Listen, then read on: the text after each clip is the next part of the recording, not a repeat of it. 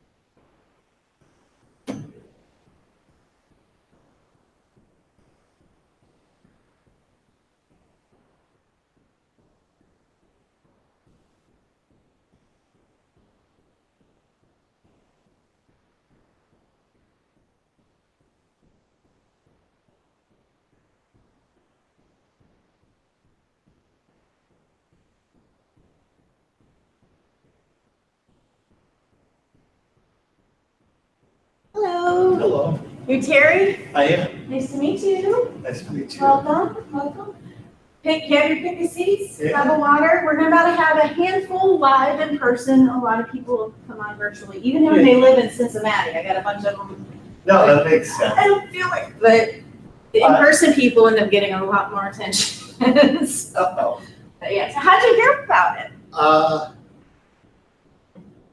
Woman, Pull back from the Chris, back. Chris Gerbarkowitz Davis. She's a. Oh, okay. Yeah.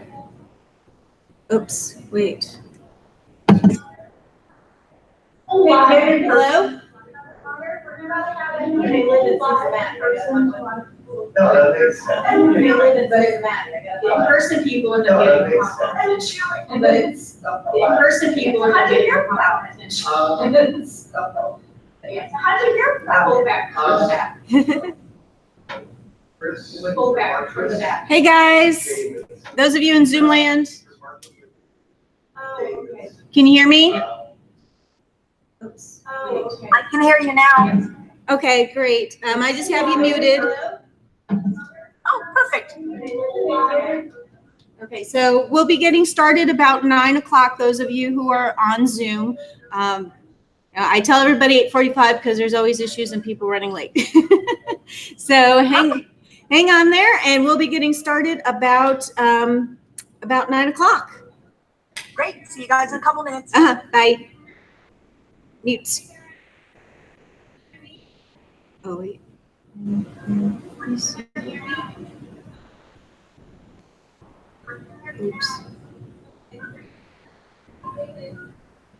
I need something.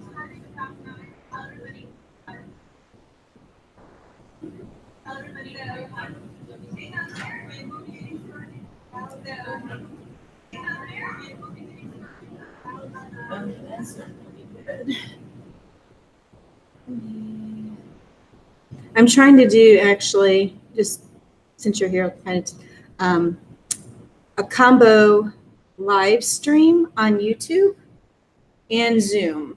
So I have a membership program, and sometimes they just like to listen and they don't want to do all the sign up and everything. So I'm testing. I don't know. Somebody told Chris. Fred. About how good you were, and Chris has joined my wife and I in working on this startup we have, and we have heard we should be using LinkedIn more, but we don't really know anything about it, or not a lot. So Right. Well, you're going to get a lot of stuff. is part of your, I know there's like, it used to be $85 a month or something. You get access to so many names or something. I mean, the premium level of LinkedIn? I guess, is that?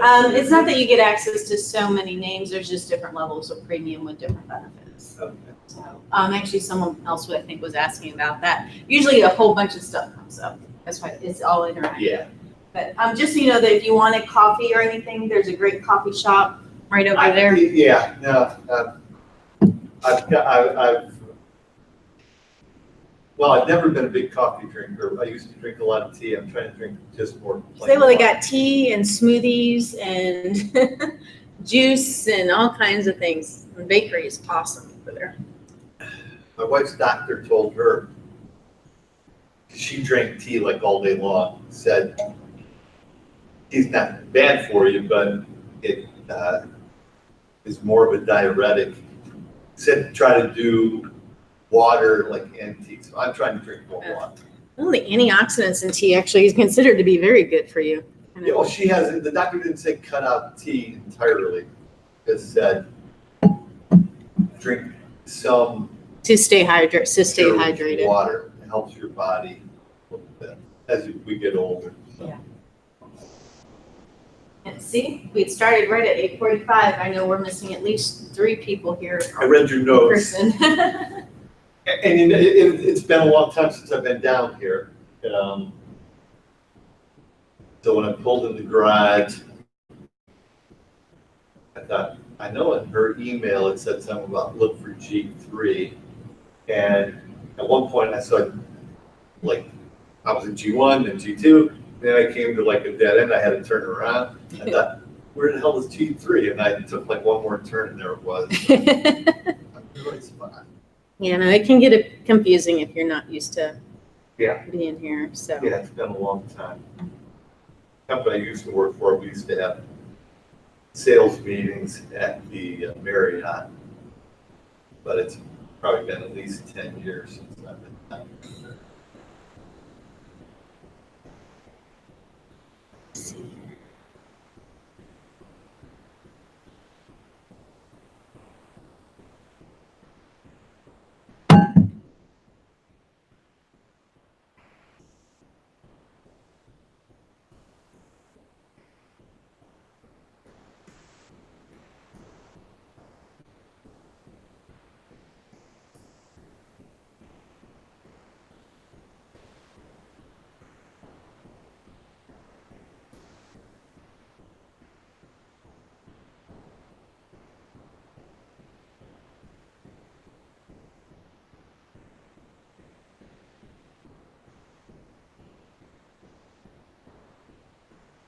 Interesting to see how this goes. I know it's a beta test. I'm actually surprised both programs work at the same time. They're both broadcasting out to 2 different places. Yeah.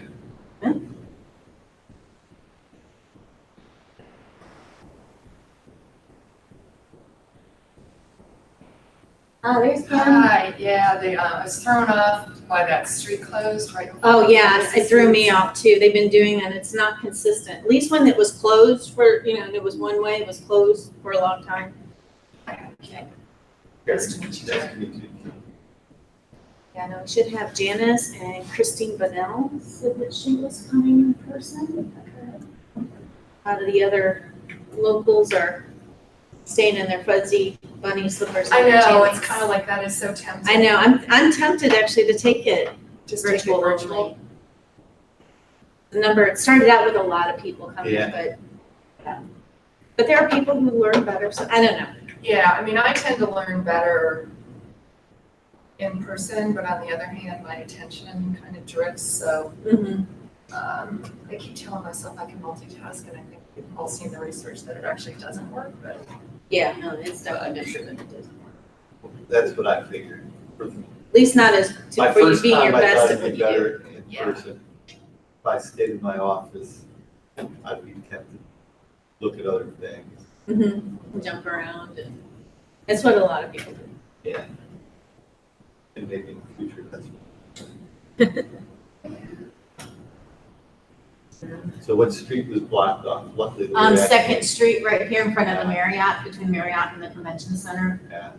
Yeah, they had that whole section all the way around, was closed because they put concrete in for the longest time. It was a blacktop, and every summer from people taking a turn, Yeah. kept pushing the blacktop up. So they spent easily a couple of months, really, where they ripped it out and For the past couple of months, you could still make it through. one way. There's one, they kept it Yeah, going one And way. that's the way I was. Yeah, feeling. I mean, I And haven't today figured was out what blocked, they're and I'm like, oh. Doing in between Marriott and the Convention Center. Something's weird. But it's been inconsistent, so.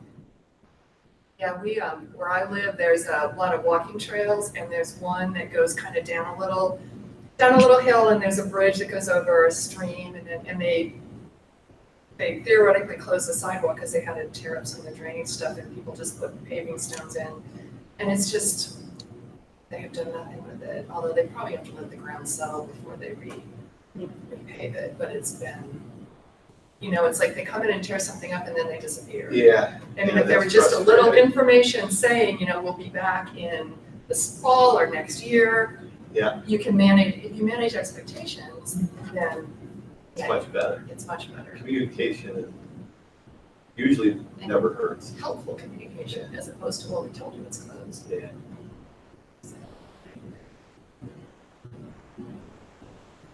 I really love, Crystal, the post you did with those questions about how LinkedIn is no different than networking. I thought it did such a fantastic job of really explaining the process. You mean the one where I said, well, add up how many hours you do, how much you spend? Yeah, but you spelled out step by step, these are the things, and it's like, oh yeah, I guess I can do that. through with dinner well, because I think a lot of people don't go through that thought process. Right. So, Yeah, so that's when people keep telling me I don't have time, I don't have time, like, well, evaluate what you're already doing and see if what you're doing works.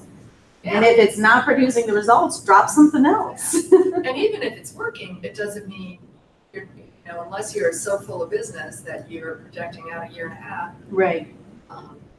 Don't. Well, that's what, well, when we get started here, I'm working on setting up a baby steps challenge. Try and get people to implement that system. So can I sign up for that? Yeah, when I get it set up, because I wanna try to put together some ways. One, it'll start with, like the first week will be kind of putting that foundation together. So, I have the 1-9 profile tactics, video that you can watch and talk about some of the other things. And then have a 2-week challenge where you try to do it every day, and then have a system where people can like record what they've done, I like that. so that I could get one for them. But it's actually what we do for our clients when I'm implementing it as a service. But and then that way I'll be able to see, and then they have some accountability if they really want to say, okay, I want to try this. Probably the first week, it's going to take longer than the 15 to 20 minutes just because there's a learning curve. Right. But once you get it down, it really should go Well, and then pretty you can quick. get people to talk about the results they got. Mhm. And that'll build the overall testimony. Yeah. So, okay, we're at 8:58. Okay. So for those of you in Zoom land, can someone chat just to confirm that you can still hear me? Just so that I know that. And then if anyone is out in YouTube land, we'll see how this works. There's a bit of a delay for YouTube. If you can let me know if you're hearing me or not. Zoom land can hear you. Zoom land can hear me good. Yeah, I was kind of surprised. I'm trying this. It's letting me broadcast to both of them, which I was very, very surprised. So it's still beta. We have to see exactly how this goes, if it's going to work or not.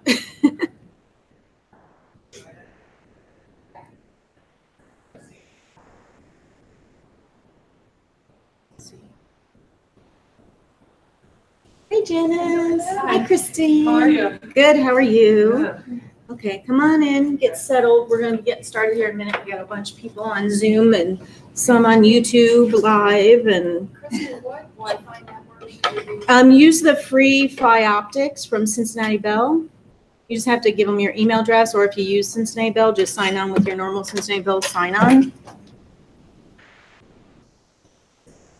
Secure network. It's not, I mean, it's a public Wi-Fi. Unfortunately, I can't bring my own private one down here. If I could, I would, but there's no way to do that. Okay. So let me see, webinar room. Let's go over here. Okay. Let me just chat here. I know Gary's out in YouTube. There is a delay for YouTube.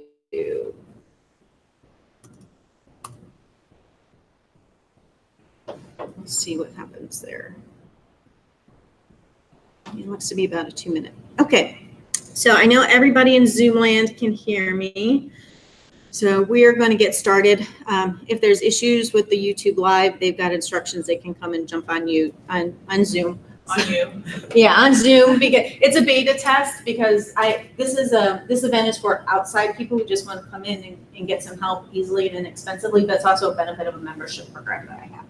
And so some of the members just want to come in and listen without actually fully signing up. So we're trying YouTube Live in conjunction with it to see if it works. So, but okay, so we're going to go ahead and get started. We have new people here. We have both new members. I know that there's some of the new members are out in Zoom land and new members here in person attending. So for those of you who are not as familiar with me, my name is Crystal Thies. I'm known as the LinkedIn Ninja. I've been known as LinkedIn Ninja since 2010.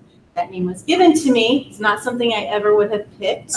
Not really into the martial arts thing, but everyone kept saying, if you need help with LinkedIn back in 2009, go talk to Crystal, 2009, 2010. And just the universe is like, okay, I guess that's what I'm supposed to be. But so this event here, let me double check. And I run this on my own. Oh, audio is cutting out. Okay, anyone else having issues with that? It sounds like maybe you're, when you walk away from a certain area, because Okay. when you come back, we can hear you real good. Okay, I usually try to carry the microphone around. Let me bring it a little bit closer. So if it's the microphone, we can fix that. So can you guys hear me all right now? Right there, you sound great. Okay, good. I'm holding it. So, so the purpose of these Third Friday training programs, they were started back in January 2018, was that I noticed a lot of people were having difficulty with LinkedIn. There's people who's invested thousands of dollars in my training and they still weren't actually doing it. And I found that people think when they buy into these training programs, I have to be a ninja before I can do anything. It's like, no, you can get started right now. So let's try and break the barrier, answer the questions that you have so you can be taking action and getting the results. And then that's going to encourage you to get on. So we started a speaker series too. We have a speaker who will come on about 9:30, Vic Rajan. I'll introduce him later, but he's someone who's going to help give you some resources to create content easily and inexpensively. So I know that's a big pain point for a lot of people with LinkedIn and is creating content that they can post on LinkedIn. But we always get started with what the heck did LinkedIn change now? That's what we're going to do before we bring Vic on. And then after Vic's done is then when we'll turn and we'll get to the questions. So if I think everybody here submitted their questions for those in Zoom land and YouTube. If you haven't submitted your questions, go ahead and put them in the chat box. Those on YouTube, we get to yours last if you happen to have them, because the whole purpose is you're just watching and not participating. But if we have time, we do. We go until noon, or we run out of questions or things to talk about, even new questions. And so we kind of take it from there. So what the heck did LinkedIn change now? Actually, I've been recording a bunch of these things, saving them up. There's actually quite a bit. Let's see here. Let me pull up. Okay. The first one I want to talk about, I was kind of surprised to hear, is that when you're posting content, LinkedIn has the ability, they brought it back a while ago, to upload a document, a PDF or a Word document. And that seems really clunky. So you think that's for people who really don't, aren't cool and know what they're doing with, links and videos and all that kind of stuff. But anecdotal evidence has been showing that uploading a PDF actually gets more views than even native video. Surprise, surprise. So here's one. So I did it to test. So some of you guys may have seen this one and commented on it. We had a good amount of engagement, got over 2,700 views. And so this was a slideshow that I turned into a PDF. And what's really cool about them is if it's more than one page, people can page through it right there without going away. And so that is actually a very cool feature that you can use. So thinking about, and especially if you've already developed a lot of content that's in a document format, how can I leverage that as a post? Because LinkedIn seems to really be liking it. See, question here in the. Just quick, do you format that in landscape so that it fits in the slideshow? Does it matter? No, it doesn't matter. This happened to be a PowerPoint presentation, but I have seen them. If it's like more of a portrait, that it still shows up and does the same thing if it's in portrait layout. So, well, if we have time, we can scroll through the newsfeed and see if we find anybody who has one. But according to those in the know, those who I trust, they're saying that they're seeing really good results with document uploads and posts. So a lot easier than video for most people. And you might already have content that works really well like that. So, and people can download them, just so you know, if you post it up there, people can download it. So if it's something you don't want people to get their hands on, you don't want to do that. But that way, if it's small type, if it's maybe a white paper or a case study that you can't really read on the screen, they can download it and get access to it that way. So the next thing I want to talk about is for those who have company pages. One of the pains for several years now is that if you owned a company page, there was no inherent way to invite your connections to follow your company page. Originally, there used to be, but they took it away, and no one could figure out how or why they took it away. So in beta, they are creating the ability for those who are admins, you have to be an admin of the company page, to invite your connections. So if you go, here's an image, because I don't have it yet. Actually, me and some of the other LinkedIn experts were kind of going back and forth that there seems to be conspiracy that if you're an admin on more than one company page, you don't have it yet. So, which is kind of lame. But if you go to your company page and you click on the admin tools, let me move this up here. If you see under extend your reach, this is a drop down. If you see invite your connections, and it'll have this little new thing on there that will allow you to invite your connections to follow your company page. Because company pages have been very, very hard to get followers as a small business owner. Question? Well, I don't know how to even create. Does everyone have a company page? It's not relevant for everybody. So, I mean, if you own your own business, you should have a company page. And is that something we're talking about today? If someone asks a question after we, if it wasn't a submitted question, which I don't think that one was, then after we answer everybody's questions, we can go in and we can do that. So, but the other thing too that's going to affect everybody, whether you have a company page or not, is that when people invite you to like their company page, it will show up in my network. This is kind of where we saw it happening, because some people, they accidentally rolled this out to some, and we were like, what the heck is that tab? So if you open up your My Network, your invitations, and you go to see all, also too, they changed, and they're actually putting the number of how many outstanding invitations you have there. You'll notice companies and events. So there's 3 types of invitations you can be receiving: people, companies, and events. Now, events too, we haven't talked about because it's still been a long rollout in beta. I think only people on the East Coast and the West Coast have had it, and it's been kind of glitchy. But that is coming as well. I've heard it's not great. I haven't seen it.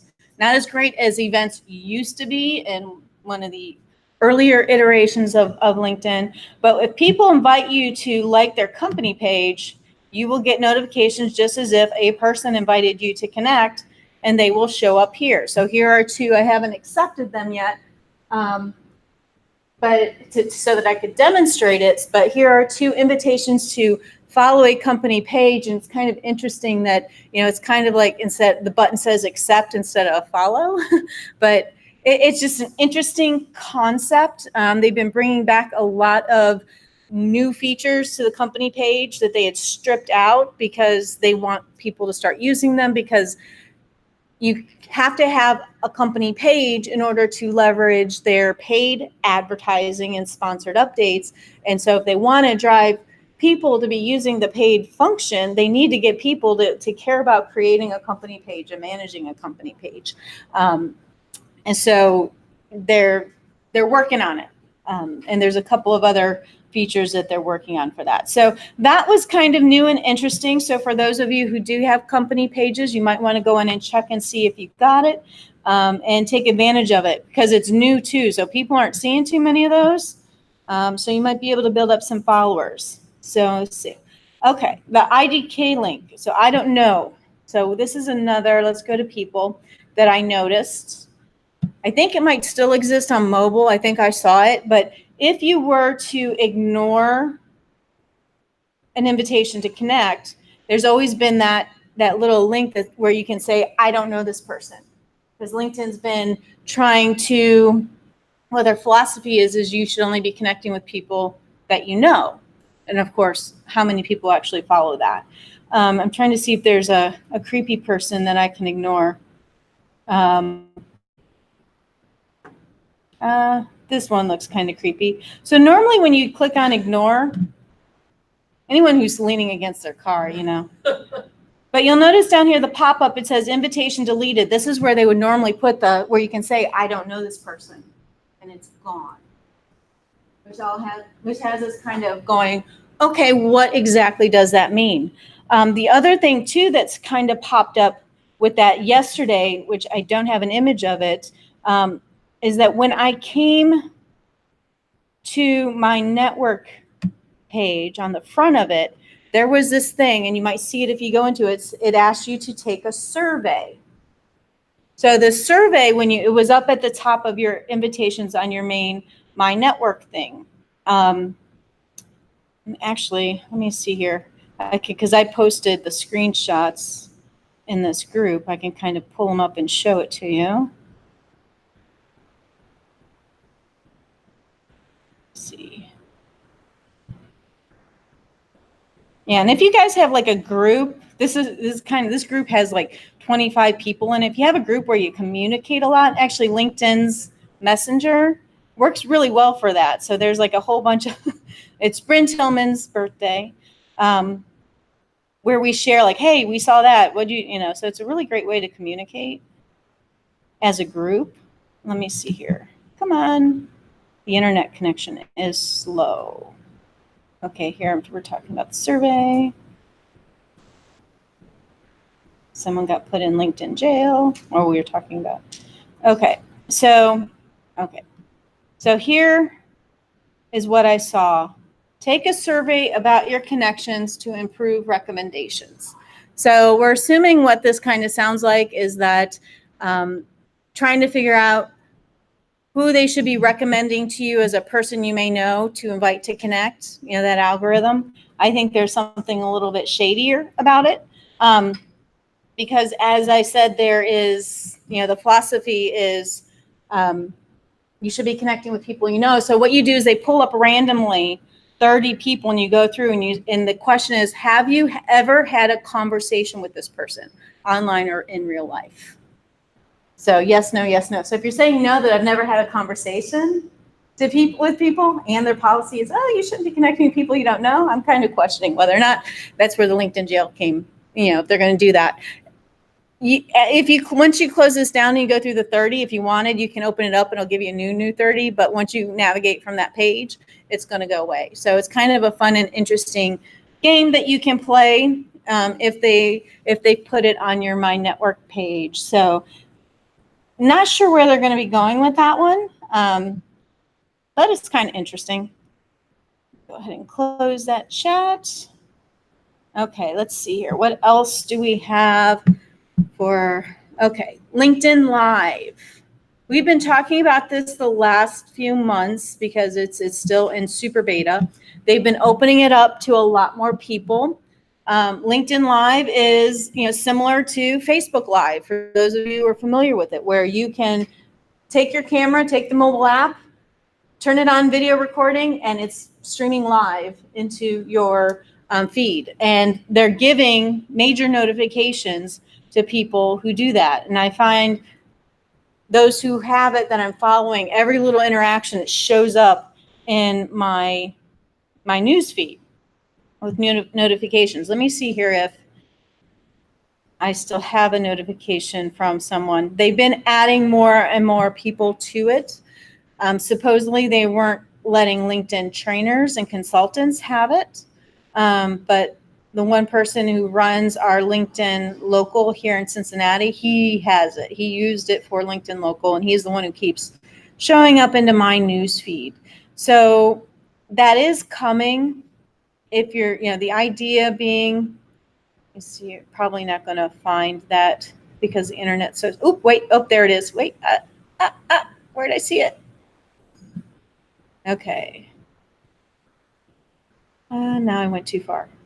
There was something that said Fortune magazine. Well, it was above that. Well, Fortune magazine went live, but also too, Brian Wallace was live. That's the person. So you're going to get, this is pretty much everybody, unless you say, I don't want to get these notifications, pretty much everybody you're connected to is getting them. And that's kind of what we want to do. But it's also starting to get already starting to get quite a bit annoying, and there's only like a few handfuls of people who have it if you happen to be connected to one of those people. The people they started out with who they've given it were people who have been identified as top voices in LinkedIn in the past based on the content they've been sharing. But so LinkedIn Live is there. It's getting rolled out a little bit more every day. And so if you do a lot of training type of things, like if I had LinkedIn Live and I wanted this available to everybody, I could set this up and this could be streaming live to my connections on LinkedIn if I wanted to. So might want to start thinking about your applications, the applications of that you might want to do, so that when you do finally get it, they're going to have to roll it out to everybody. But when you do finally get it, maybe you're ready to go and you're one of the first people to really jump in and be using it, because as everything else like this that they've rolled out, to get people to use it, they have those notifications, tons of notifications to let people know that it's happening. And then as lots of people jump in and start using it, like the articles, when they first put that out, then they tamp down on how many notifications are going out and how many people they tell about that. So while it's brand new, it's something you might really want to be ready to roll with when you get it. So start thinking about that right now. Set your button to follow instead of connect. So this has been around for a little bit, but there are some people who have asked questions or I want to grow my followers, not my connections. So each person has the ability to say whether or not they'll allow followers. So if you turn that on, and we're going to go in and see where that is. It allows people to just follow you. Your content will show up in their feed, but they're not actually a connection, which is part of how LinkedIn's trying to allow you to get visibility beyond your connections, so that you're more specific with who it is that you connect, and you're not just connecting with people to get your content in front of them. But for those who want to, you can change whether or not when people go to your profile, they see the connect button or they see the follow button. And so in order to do that, you go into your settings. So you always access your settings from your Me icon up here at the top. Scroll down here, you'll see settings and privacy.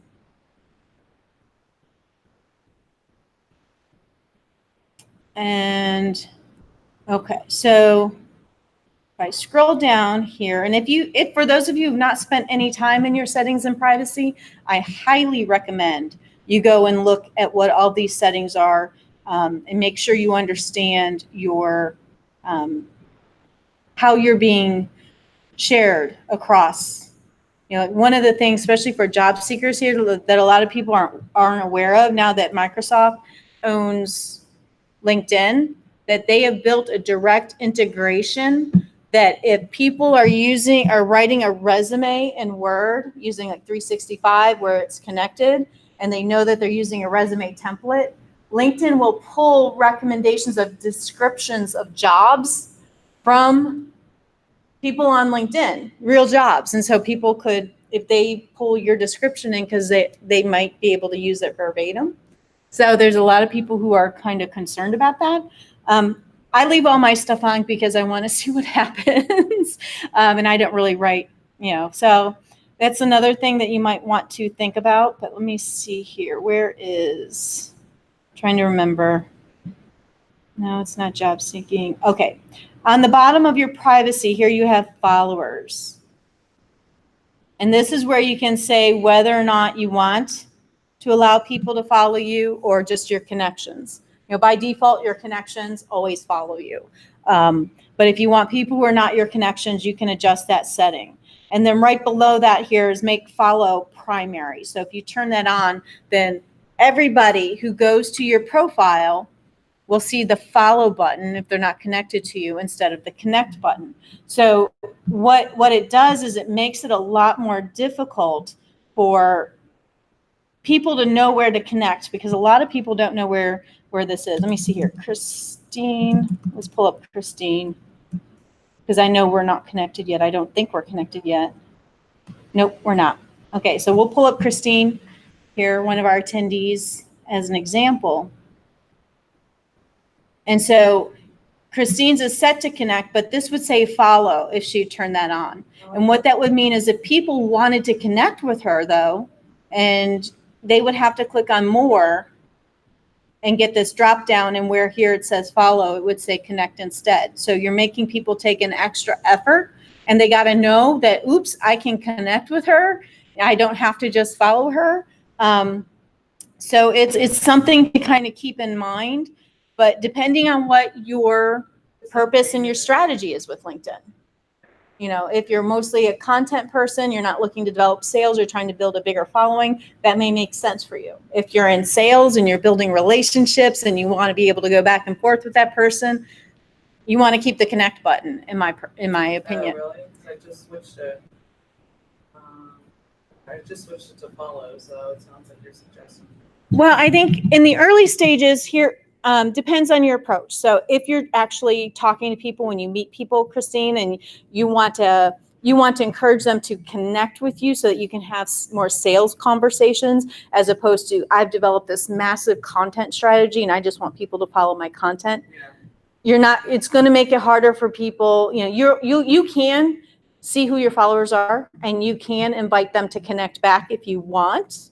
So like I said, it's something you've got to decide. Right. Now, one other thing too with this is if you change your button to follow, and I think 2 months ago when I was able to set up to be able to share my phone screen to go into the mobile app, that in the mobile app, there's that function called Find Nearby, where if you're in an event, you can turn that on and everybody who's there will show up in the list so that you can invite each other to connect or find out who's there. If your button is set to follow, you will not show up in that list. So your button has to be to connect, because there's no they can't. The purpose of that is to connect with the people who are there locally, or if they're your connections already, message them. And so if you're going to be in that situation, you can go in and you can change it temporarily if you want to, but just know that if your button is set to follow, you will not show up in a Find Nearby list for that. So, okay. I think we only got, okay. Oh, how to find company page followers in Sales Nav.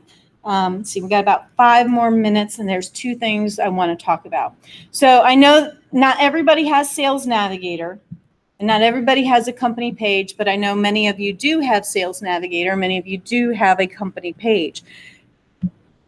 When they first started company pages, you could see like who your followers are. You could click on them. And when you owned it, you could see a list of everybody who was following your company page. LinkedIn took that away. And so there's no way to see your company page until someone found out that actually if you have Sales Navigator, you can. So because there's a little tab that's hidden. So this is Sales Navigator. So if you go into the function to search for leads, which are people, as opposed to accounts would be searching for companies. You have to have Sales Navigator. If you don't have Sales Navigator, you're not going to be able to get this. It's a premium. Sales Navigator costs about $80 a month. Well, actually not about, it costs $80 a month if you're going month to month. You can get it cheaper if you pay annually. Is So this where you get like 80 names a month? you don't get, it's not about, you get more advanced search filters. There's no that says you get 80 people per month. So, or, I mean, you can unlock, there's a limit on unlocking like out of your network people that you get access to. Somebody had told me you got access to a certain number. He obviously didn't know. Yeah, no. how it worked. And you get in mails, which means you can message people, but the advanced search, you can run the search. It's more about, so this is the search functionality, and we can go in later and look at the event. You get so many more search filters to really zero in on who your target market is in Sales Navigator. And also too, here where it says apply your sales preferences, you can already set up in the background. This is the location, these are the industries, these are the types of people that I'd want, and it just automatically looks for you. So I'm gonna, because you have to trigger one thing. And so I'm going to just set my geography to United States. Actually, maybe if I do, actually, in Sales Navigator, you can set it by continent. You can't do that in free, so we'll go ahead and do. So that way it will technically be the world, because I have to make some, oops, Europe, Asia, Australia,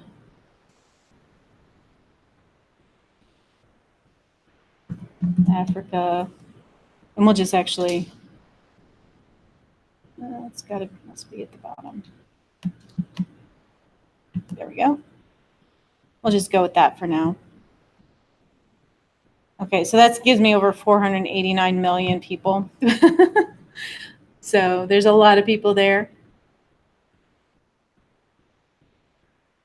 And of course, you can still only browse through up to 1,000. So when you get search results in Sales Navigator, you have these fun little tabs. So total results, change jobs in past 90 days, mentioned in the news in past 90 days, posted on LinkedIn, so they're active. If you keep scrolling over, here they have leads that follow your company on LinkedIn. And so here I'd be able to find, so 356, I think I have a little over 400 because I've not been pushing my company page because there's not really been much benefit. But this here allows you then to go in and see who's following your company page if you happen to have Sales Navigator. So kind of cool for those who are wanting to do that, who have a company page and Sales Navigator. Little ninja trick that one of the other LinkedIn experts kind of shared with us. So I wanted to bring that to your attention. Oh, and then the last thing is that LinkedIn is in the middle of a brand refresh. Okay? So let me show you the new brand that they spent. So the all blue logo, oops, scroll down. The all blue logo there is the new logo. Supposedly, that's a different font that they're calling Community. Myriad Pro is what they use. Personally, I can't, it's supposed to be warmer, more approachable. It's a little bit darker than the D. Yeah. It took 2 years to come up with that, which I think is absolutely ridiculous. 2 years of resources to say, oh, let's just make it all blue like Facebook. Hello. I just think it's kind of funny and a little bit ridiculous. So I thought that I would share that that's coming. So look for, probably that'll change the top navigation of LinkedIn and the colors of the layout and everything. Once they roll that out, your LinkedIn account will start to look a little bit different. They're probably going to get rid of all the black and the gray, and everything's just going to be blue with this brand new font that they created that if I set one over top of the other, you probably couldn't really see much of a difference, at least in my opinion. And actually, I like the original blue better. Here on the screen, it's not showing quite as well as on my screen, but that's like closer to a Facebook blue. But supposedly it's a more approachable blue than like the bluish gray, you know, kind of thing. But anyway, so that is...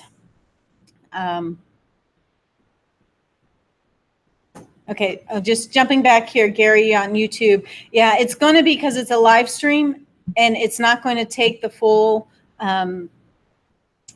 resolution on my screen because it's doing that.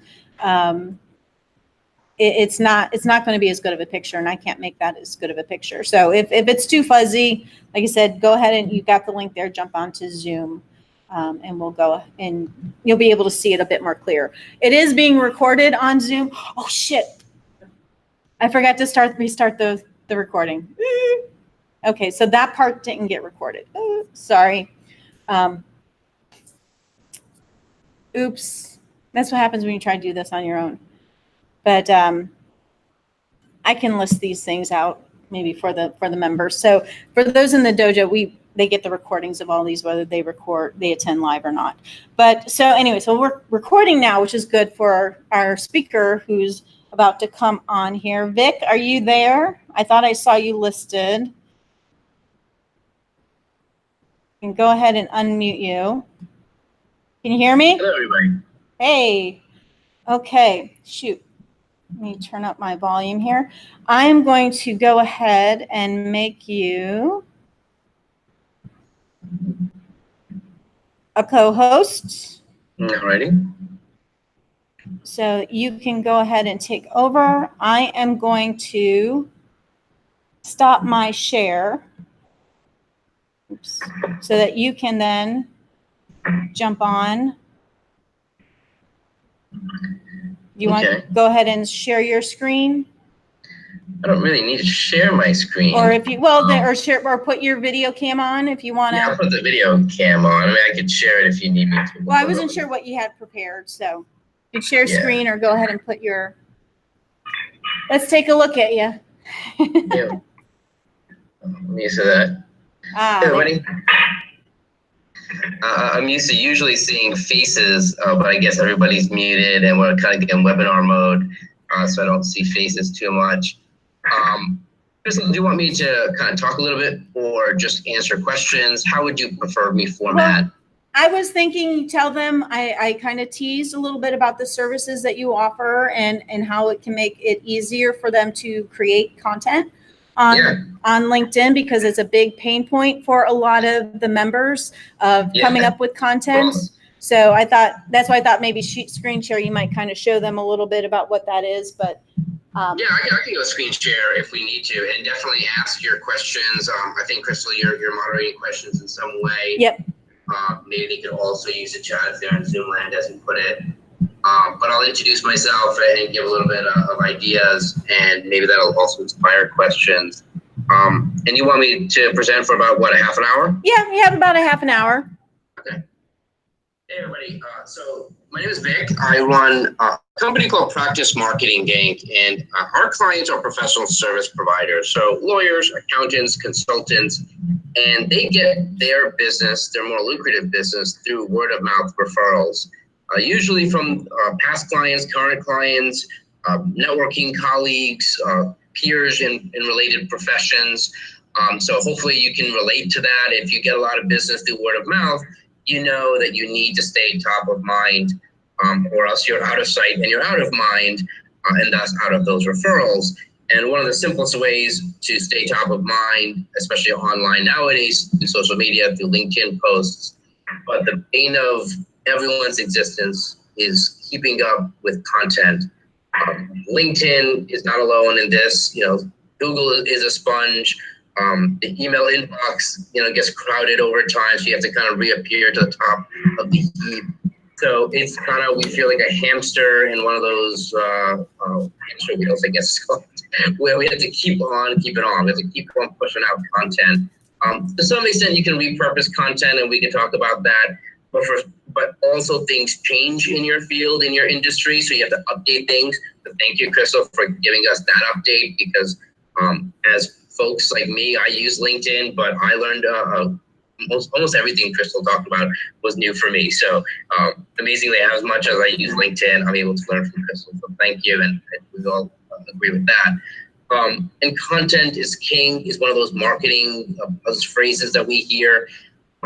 So we wanted to figure out ways for our clients of how can they very efficiently create content that isn't canned, isn't stolen, isn't just subscribed from a library. And look, if you have access to a library of pre-written or pre-done content, maybe you have to, because some of our clients have compliance obligations where they have to get things approved. But they just say, oh, the heck with it. I'm just going to subscribe to a library of canned stuff. And look, I'm in the world of custom content because my clients are thought leaders, or at least they're looking to become and be seen as thought leaders and the subject experts that they are, that they want to brand themselves. If that makes sense to you, that resonates with you, and I'll show you a couple of ways that you can do it yourself. Now, full disclosure, this is what my company does.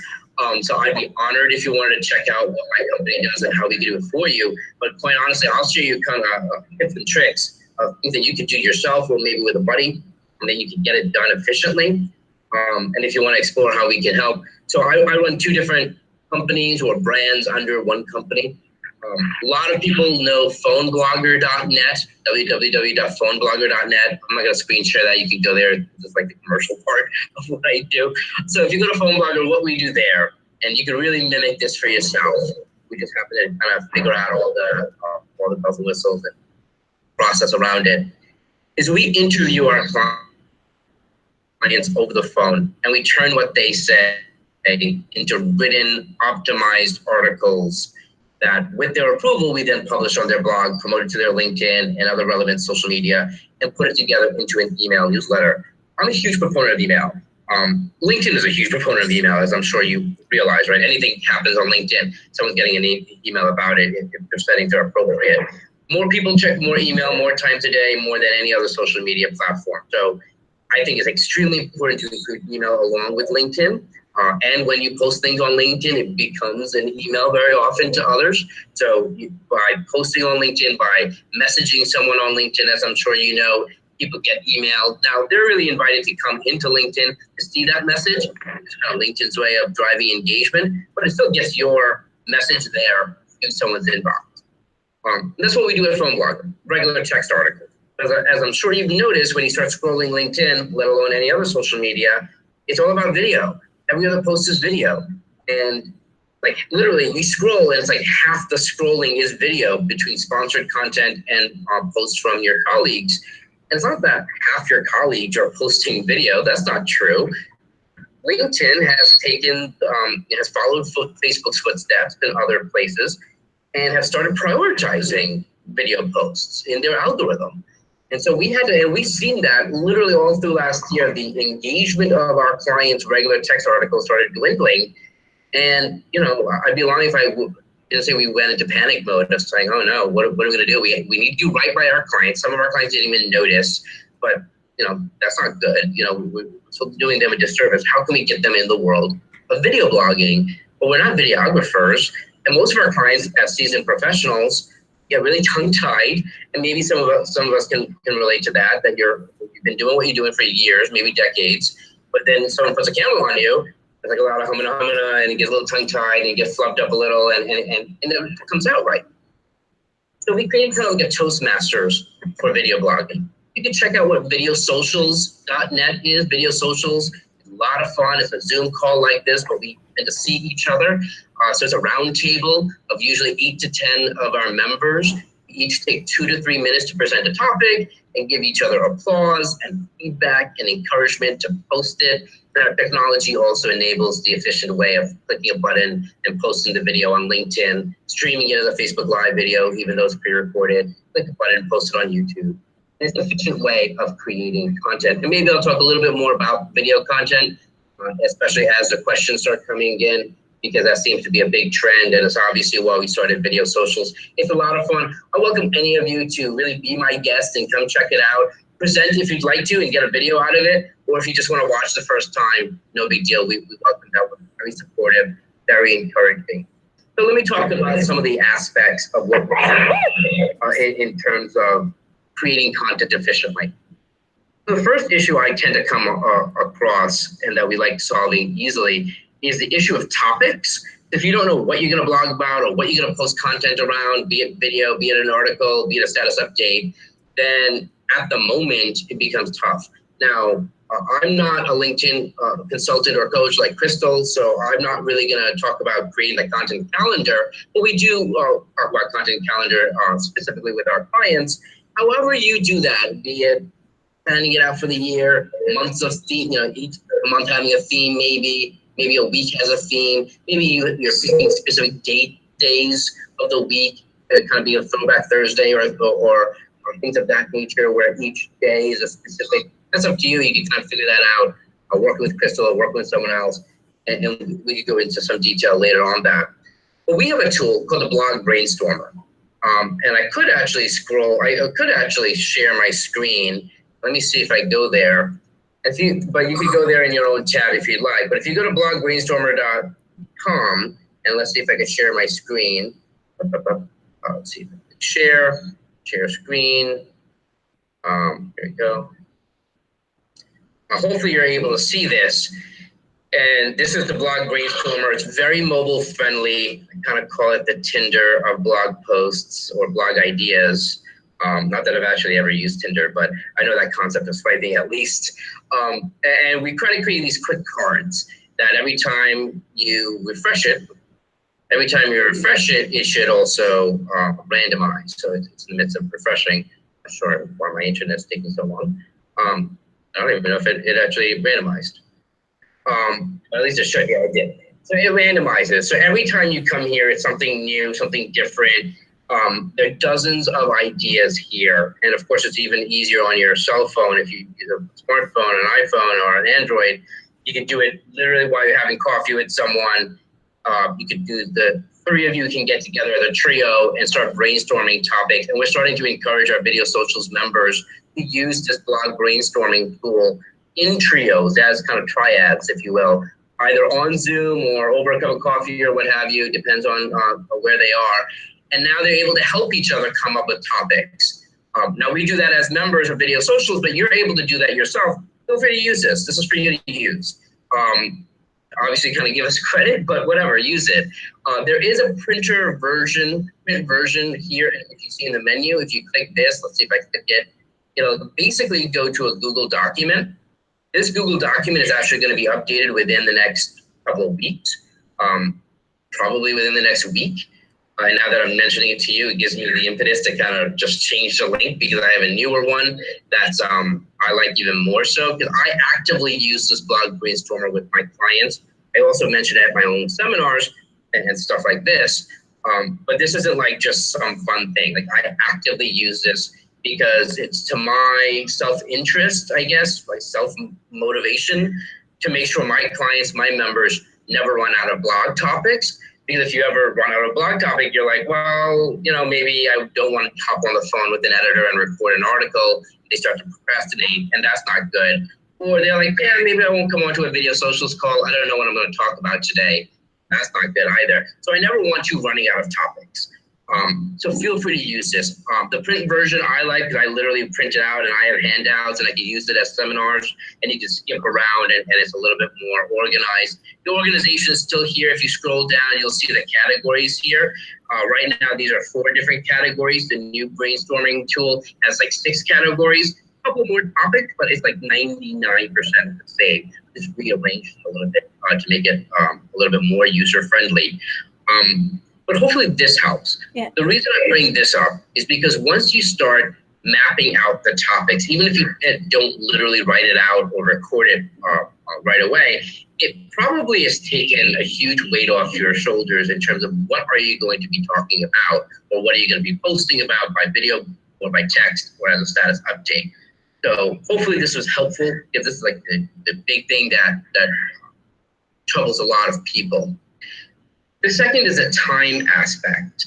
How do you make the time to do this, especially in a busy schedule, especially if you're a practitioner where you actively work with the clients that you bring in, and it becomes a lot of that yo-yo feast or famine effect where if you're crazy busy so you can't do a lot of content marketing, but then you're kind of in the famine part, you're in between projects, maybe in between clients, or you kind of depends on how the sales cycle goes. It gets, because let's say it's summertime or certain holiday season, maybe you're less busy. Well, at that point, it's kind of like you need to dig the well before you need it. And that's easier said than done, but it's true and we know it's true. So how can we kind of plan accordingly so that you're able to automate? So I have certain automation things that I use myself. So for example, I'm not a huge fan of putting LinkedIn on automation. I'm not a huge fan of automation in general. First of all, there are a lot of issues in terms of what LinkedIn allows and disallows, and Crystal can talk about that in terms of automation, in terms of how you're connecting with people, et cetera. But even messaging, there's some things you can automate in terms of icebreakers maybe. But at the end of the day, we all know we do business with those we know, like, and trust, and that integrity is there, the relationship is there. And unfortunately, efficiency and effectiveness are very often diametrically opposed, if that makes sense. And it's not very efficient to build relationships, but it's very effective. And anything that is extremely effective very often is not all that efficient. However, there's some things you can automate. For example, you can use things like Hootsuite. I personally use Buffer, the Buffer app, or buffer.com. And I schedule it on a week-to-week basis because I use the free version of Buffer. So they give you kind of a week of posts. And I post like a daily quote from here, from the blog Brainstormer, which you could probably create something similar for your own practice, for your own expertise. Kind of tip of the day, tip of the week. It's very simple. In fact, it's kind of the brainstorming tool that's coming up next week. We'll walk you through that process, so you can email me or email Crystal, and I can get you the new version for it. And then you can plan it out so that automated posting based on those tips. Now, it's never going to be as great as a custom video of you talking. And these platforms like Hootsuite and Buffer don't yet really enable great LinkedIn video posting. Now that might change because LinkedIn is about to come out with LinkedIn Live video, as I'm sure Crystal has mentioned. I don't think she mentioned it today, but previous, I'm sure she has. So LinkedIn Live video is coming. The video posting automation with LinkedIn isn't quite there yet. I know because we are development partners with LinkedIn. So whenever they change any kind of interface where these kind of third-party tools can interface into LinkedIn, it's called APIs. We're at that kind of highest level of a marketing development partner with LinkedIn. So we're very close with what they're doing because of what we do at Video Socials. The reason I mentioned that, it'll come, but don't worry about it. Focus on what you're able to do now with the kind of the time automation that Buffer enables you to do. It's very simple to automate certain aspects. It comes in terms of how can you get over being tongue-tied, I guess is kind of the aspect. I'm going to come back to the screen so that I can kind of see if there's any questions. Getting over being tongue-tied takes practice, very similar to kind of turning off. There you go, stop share. So definitely, hopefully I can answer questions in the next couple of minutes. Getting over being tongue-tied is very much a matter of practice. You're never going to be great the first time you get on video, and no insult meant, but it's just, you got to have to face the facts. It's kind of the first time you pick up the violin, you're not going to be great, and that's okay. And no one expects you to be awesome the first time you pick up the violin, except unless you are a very seasoned, experienced professional and you're just so used to being good. You're just so used to being great. And I don't mean that as like sarcasm. It's just things come easy for you because you've been practicing, you've been doing what you do for years. So someone can wake up in the middle of the night and you know your elevator pitch. Someone can wake you up in the middle of the night and you know how to work with a client because you're great at it, you've been doing it. So now when you go to a new medium and you pick up a new instrument, pick up a new language, all those are analogies and pretty synonymous with what you're doing with video blogging or any other type of blogging. You're not going to be all that great with it. And that's okay. I forget the exact phrase, but it's not the perfection that endears us to you. It's the flaws. It's not in spite of the flaws, it's because of the flaws that you're genuine and we know who you are. I mean, the word authentic sometimes gets bandied about and maybe too played out. But we want to get to know who you are. So it's okay to be imperfect because we don't want someone so polished because maybe not as approachable. So the reason I say that is for you to start a video blogging club. It's very simple. Now, we happen to do a lot of whiz-bang technology and we manage the recording. Kind of, Crystal knows how that is. Sometimes if you have to record yourself, you forget. So it happens to the best of us. So it's good to have a tech host, someone who actually manages that process for you so that they can start the recording and keep you on time and stop the recording. What do I mean by keeping you on time? So I'll talk about attention span. As you know, people have the attention span of a gnat nowadays, and we could discuss whether that's good or bad, right or wrong, or if that's ever changed. Maybe it's always been the same. But nowadays, people are scrolling on LinkedIn, if their second screen, third screen, if they're watching TV, a laptop, and a cell phone, and they're just scrolling. And they're not going to stop and watch your video for 5-10 minutes. Things like this that are screen shared, that are video. This is kind of appointment television, kind of like how it was like Thursday nights, 8 p.m. was appointment television. And we all tuned in. Well, we all tuned in for the Super Bowl. Those were appointment-based television. Webinars and these types of conferences are appointments. If you're interrupting somebody, I know. I don't understand. It's like noise, I think. it's almost like Jocelyn, can you mute yourself? I'm trying to mute her. Yeah, I just, don't know if it was. okay. So I'll say this last point and then we'll open up for questions. It takes practice. Even your first time can be usable. But even the first, we say to our Video Socials members, come on to Video Socials and give it a try. You get a video out of it. We feel everything should be recorded because if it's not recorded, you don't really feel the same intensity or the same pressure, but there shouldn't be any pressure really, because there's no pressure to use the video. Imagine the first 1 or 2 times you do a Video Socials or any type of video blog that you're not going to be using it. It's really just for practice and just to really see that you can maintain eye contact, not only with the camera, but with other people in the video room so that it's more natural. You're able to speak at a certain pace and you're able to keep it within about 3 minutes.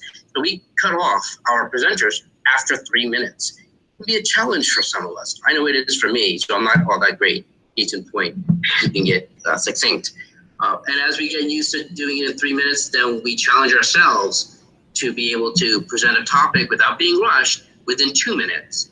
And that 2 minute mark is kind of like the 4 minute mile where you're kind of doing a personal best.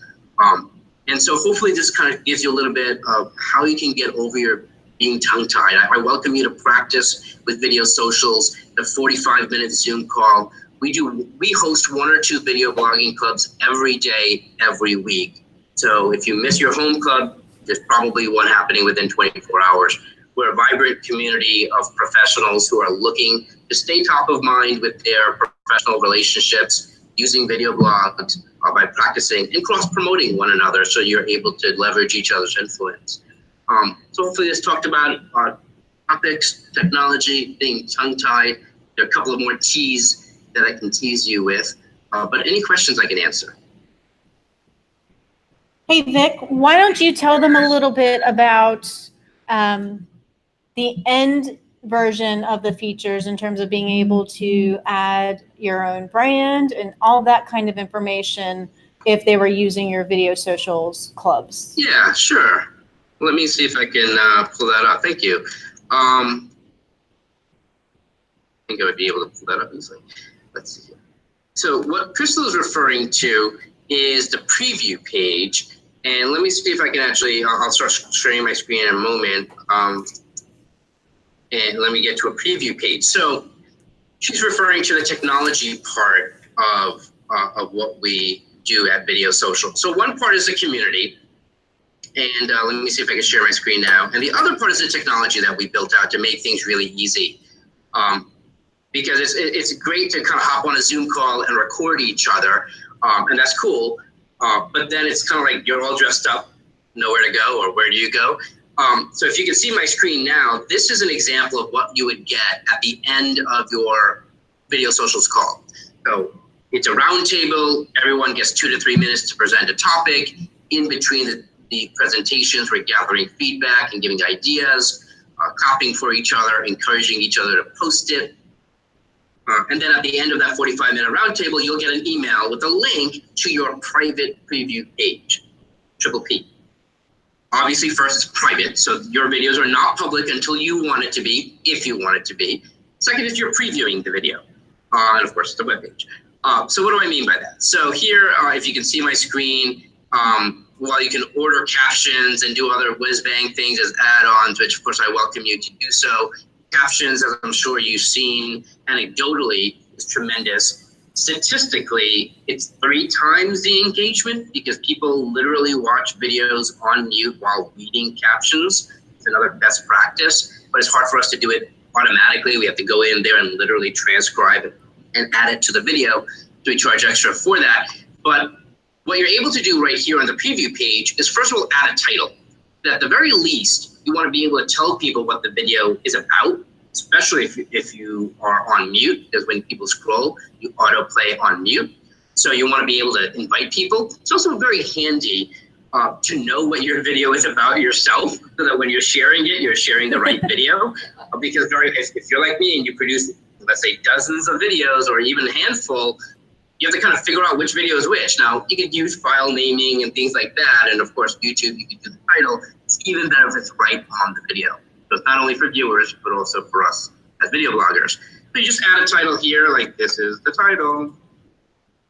You can see me type. And when you add it, we want you to confirm. Now, you can always edit the title later. You can always redo it, but it takes about 5 minutes or so for it to cook, for it to slap the title as an overlay onto your video. So I'm just gonna say cancel, but I would ordinarily check this off and add the title.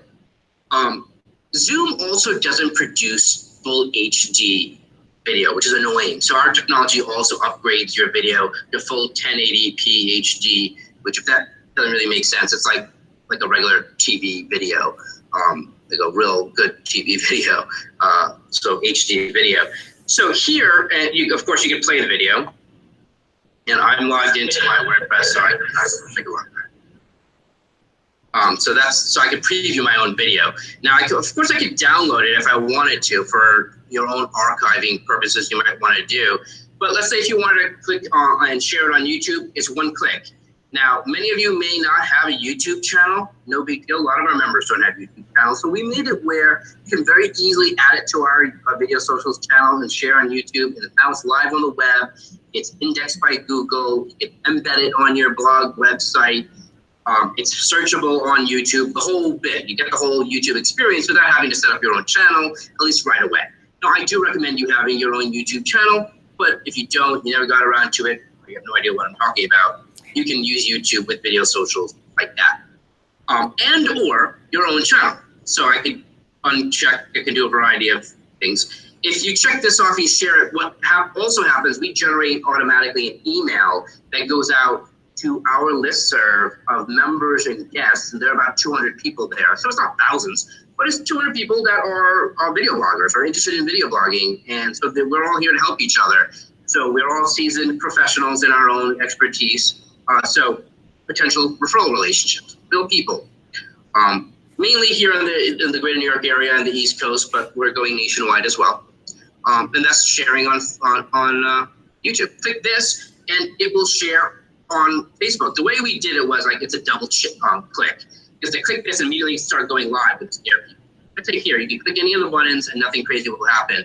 This actually walks you through what would happen if I click this. Because what would actually happen if I click this button, but if it did, it would immediately start broadcasting this video as a Facebook Live video, of course, on Facebook. You would have to log into your Facebook, so you gotta remember your password. And then it will broadcast it live and enables you to go onto Facebook and then answer questions, etc. If you've ever seen a Facebook Live video, it'll be exactly like that. You have the opportunity to pre-record it, rehearse, kind of get the kinks out, and now be live answering questions. That's a cool feature. Now, of course, we're here for LinkedIn, same thing. Now, as I mentioned before, LinkedIn automation isn't 100% there, it's more semi-automated. So we created this kind of a cool thing where if you just click copy here, and I go to LinkedIn, and then basically what I'm able to do, now you don't want to paste that as a status update, and you don't really want to paste a YouTube video on LinkedIn. LinkedIn likes native uploads. They like native video where they want to keep people on their platform, right? So if you put a YouTube link, then you're getting people off of LinkedIn, and their algorithm can obviously detect that, and they're like, yeah, no bueno. So instead of pasting it here, so instead I can click here and I can do Control V and paste it. That's not what I want to do. That's not what I'm looking to do. It's trying to link the preview and say, no, that's not what I want to do. Instead, I can click this video icon, or if I'm back here, click this. And now it'll open up my, I don't know if you can see it, but it opens up my hard drive like you're attaching a file to an email. And there, if you can see it, I hope you can, there you paste that MP4 link. And then I click the word open, and then it takes maybe a couple of seconds, and hopefully you can kind of see what's happening. What's basically doing is that LinkedIn is accessing the Video Socials server, going through your computer, and then automatically uploading it to LinkedIn, enabling you enabling you to bypass having to download first, then upload to LinkedIn. That makes sense. So it's not 100% automatic, but it's about 80% automatic. You have to paste that. And now here I am. If I click play, it'll give me that same preview with this. And that's kind of like the process. Now, one thing that maybe Crystal was also referring to, if I come back to the preview page, is at the end of the video, we add an end screen, which includes your logo and your contact information. And if you have to show any professional disclaimers, like attorney advertising disclaimers, or if you're a CPA or financial advisor, some therapists have to show disclaimers professionally for any kind of content. Our technology adds that automatically to the end of your video, so that you can be in compliance with your codes of ethics. And everything is kind of set there. And so if you have to send this page for compliance approval, you can pretty much forward the email that you get from Video Socials. There's no login necessary for this part. It's not searchable. No one will find it unless you forward it to them. But if you have legal or compliance requirements, they can review the video. Now, if they pick these buttons, they would of course share it on their social media, so that's not what they would do. But they would send it back to you and say, all right, you're good to go. And now you're able to use the button to post it on your social media. So if that helps in terms of your profession, that's another kind of a whiz-bang aspect of Video Socials.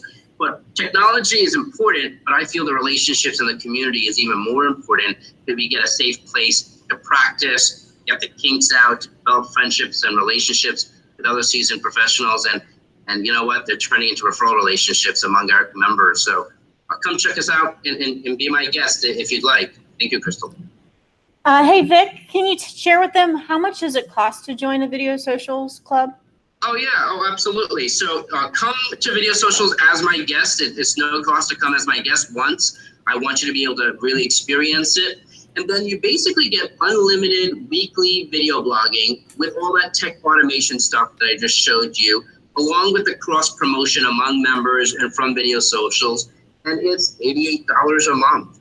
So it should be pretty cost effective. We also have add-ons, like you can also send it out by email for another $100 and stuff like that. But for less than $100, $88 a month, you get unlimited weekly video blog posts onto your LinkedIn and other social media. I think that's pretty awesome price. Yeah. Especially for those who are not that techie.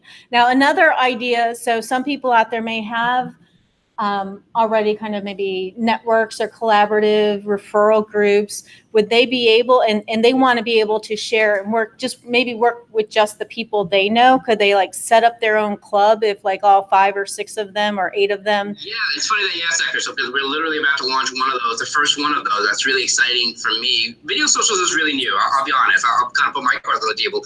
We started this in February, as I said, as a need for our clients at Phone Blogger. It's taken off. It's really like phenomenal. I really want you to check it out genuinely and tell me what you think.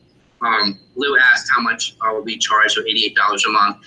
And to Crystal's point, June 11th, we're actually starting one of these first Video Socials clubs for someone's mastermind. She's got 11 people, part of her Zoom mastermind with a coach.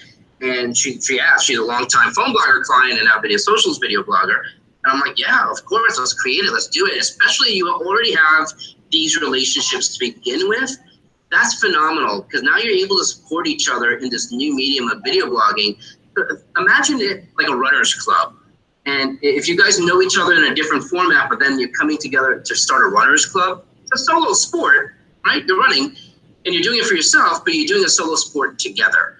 And you're kind of helping each other, encouraging each other, and hopefully even cross-promoting, literally clicking share on each other's videos. We don't make that mandatory or obligated. That's inauthentic. But if you start getting to know people, or if you already know them because you're part of a mastermind, you're part of some type of peer advisory type group, especially one that meets on Zoom already, then you know the format. Now you really are developing content that one another can cross promote, let alone encourage while creating live. So thank you, Crystal, for asking that. I'm very interested in supporting that because it's exactly the kind of mindset that we have in terms of being encouraging and supportive. Could you talk a little bit, because I know we've been focused on Video Socials, but we do have a lot of experts who do want to write blogs. Exactly how does Phone Blogger work? Sure, thank you. So Phone Blogger is very similar, except that it's a one-on-one phone call, at least originally. We now are starting to see people be part of a Video Socials club, but they don't necessarily want to use the video because it didn't come out well. It was too dark where they were sitting, or it was too rambly. So they're like, yeah, I'm not going to use it. But we can still transcribe the audio, be it from a Video Socials recording or a telephone interview, as we've done for 8-9 years now. And we transcribe what you say into text, and then we go at it and we turn it into a finished article. So it's still your words. It's still going to be your style. We want the articles to sound like you. This is your personal brand. It's your thought leadership. If you wanted canned, whitewashed, generic corporate content, there are way easier ways to get this done, cheaper ways to get this done. We're not terribly expensive, but we pride ourselves that we're not ghostwriting. We're not pretending to be you. It is you. You dictated it, but conversationally with an editor. Same person each week, very similar process. Imagine if you can say it in 5 minutes, they can read it in 5 minutes. It's literally a 5 to 7 minute phone call. We take one of the topics off that blog brainstormer and talk about it. Instead of on video, you're doing it by voice, and it's a private phone call. We don't use the recording. So if you're not comfortable being public that way on video, or you want to kind of go a little bit more detailed, because text articles tend to be a little longer, usually in the 5 or 6 minute feed range, as opposed to a 2 to 3 minute video, you're able to do that. So what we do is take that article, finish it up, and it's ready. It's good to go, but we won't publicize it until you approve it. That's kind of a constant tenet for me. And of course, you may also require other compliance approval, et cetera. So in both respects. But once you have that article, it's yours. Now, we want to hop back on the phone to make sure when you're editing that article, you really don't need to, because after 2 or 3 articles, we know the nuances of what you expect and want and how you want to say things, and we want to understand those nuances. But if you do want to edit, it's up to you. It's your article. Preferably, you're doing it live on the phone call on Google Docs, so we can watch you do it. But again, it helps us learn that process. And it's a weekly standing appointment. First week, you record an article. The second week, you're approving it live on a phone call. Third week, it's rinse and repeat. Second article of the month. And then the fourth call, of course, approving it. So a lot of our clients do 2 text articles a month at Phone Blogger. And our packages include social media posting of those blog posts, of those blog articles, as well as an email newsletter, kind of going back to how we feel that while email doesn't get the hype that it deserves, it's very trackable, sometimes even more trackable than what LinkedIn offers. So we feel it's a great coupling to couple your LinkedIn post with email, and you get the best of both worlds. And that's really what we do at Phone Blogger. It depends on the number of articles you need. Larger firms have more people that want to do text blogging, and so those are larger. But if you go to phoneblogger.net/details, all the packages are there. $680 is the basic package. $680 takes care of everything. So your whole internet word of mouth marketing, from 2 regular articles, monthly email newsletter, the social media posts, of the blog posts. We're not doing constant LinkedIn posts or things of that nature. That's not what it's designed for. But what we've started to do at Phone Blogger, because we know that video is so powerful, we include video socials into Phone Blogger, because video socials are so new. I mentioned to my Phone Blogger clients, some of them are excited about it, some will get really scared, some think I'm upselling them. I'm not. I genuinely know that I see it, and I'm sure you do, the power of video coupled with text articles. And so that's why we include video socials with Phone Blogger for the $680. So the editor, though, just kind of going back, because a lot of times when we're speaking, we don't use proper grammar, or we may jump around a little bit. The editor goes in and fixes that, correct? Yeah, fixes it, improves it. To a good extent. We don't want to remove your style. If there are phrases that you use often, your MO, if we can capture you creatively using ellipses and bullet points, we want to keep it attractive and reader-friendly and easy to skim. We know that not every one of your relationships are going to read every word of your article. Now, if they do, it'll be great, but they're going to skim it. They may quote it. They may share it. They may just read a couple of paragraphs and email you. And that's really what we want. We want the engagement, right? We want the interaction. It's a marketing article, not just a scholarly piece. So, but yes, spelling, grammar, you're not speaking in full sentences, all that has to be fixed, because it has to look good on screen, on paper. Yeah, we handle it all. And yeah, we're formatting here in the US. I have no problem with the concept of global and outsource and all that stuff. My family's from India, but I grew up here. So I have no problem with that. However, I feel personally that when we deal with the American syntax of American English, it's different from British English, different from Indian English, etc. So there's smart people all over the world that can do wonderful things for us. But when it comes to editing articles, I believe it should be native. It's one of the reasons why I'm exploring video socials in Spanish, because I was never able to do it with Phone Blogger, because of the same reason. I know even just say Spanish is a misnomer. There's so many dialects and so many variations per country and per culture. Same thing with English, of course, right? So you'll be rest assured that we're here and we'll help you. Great.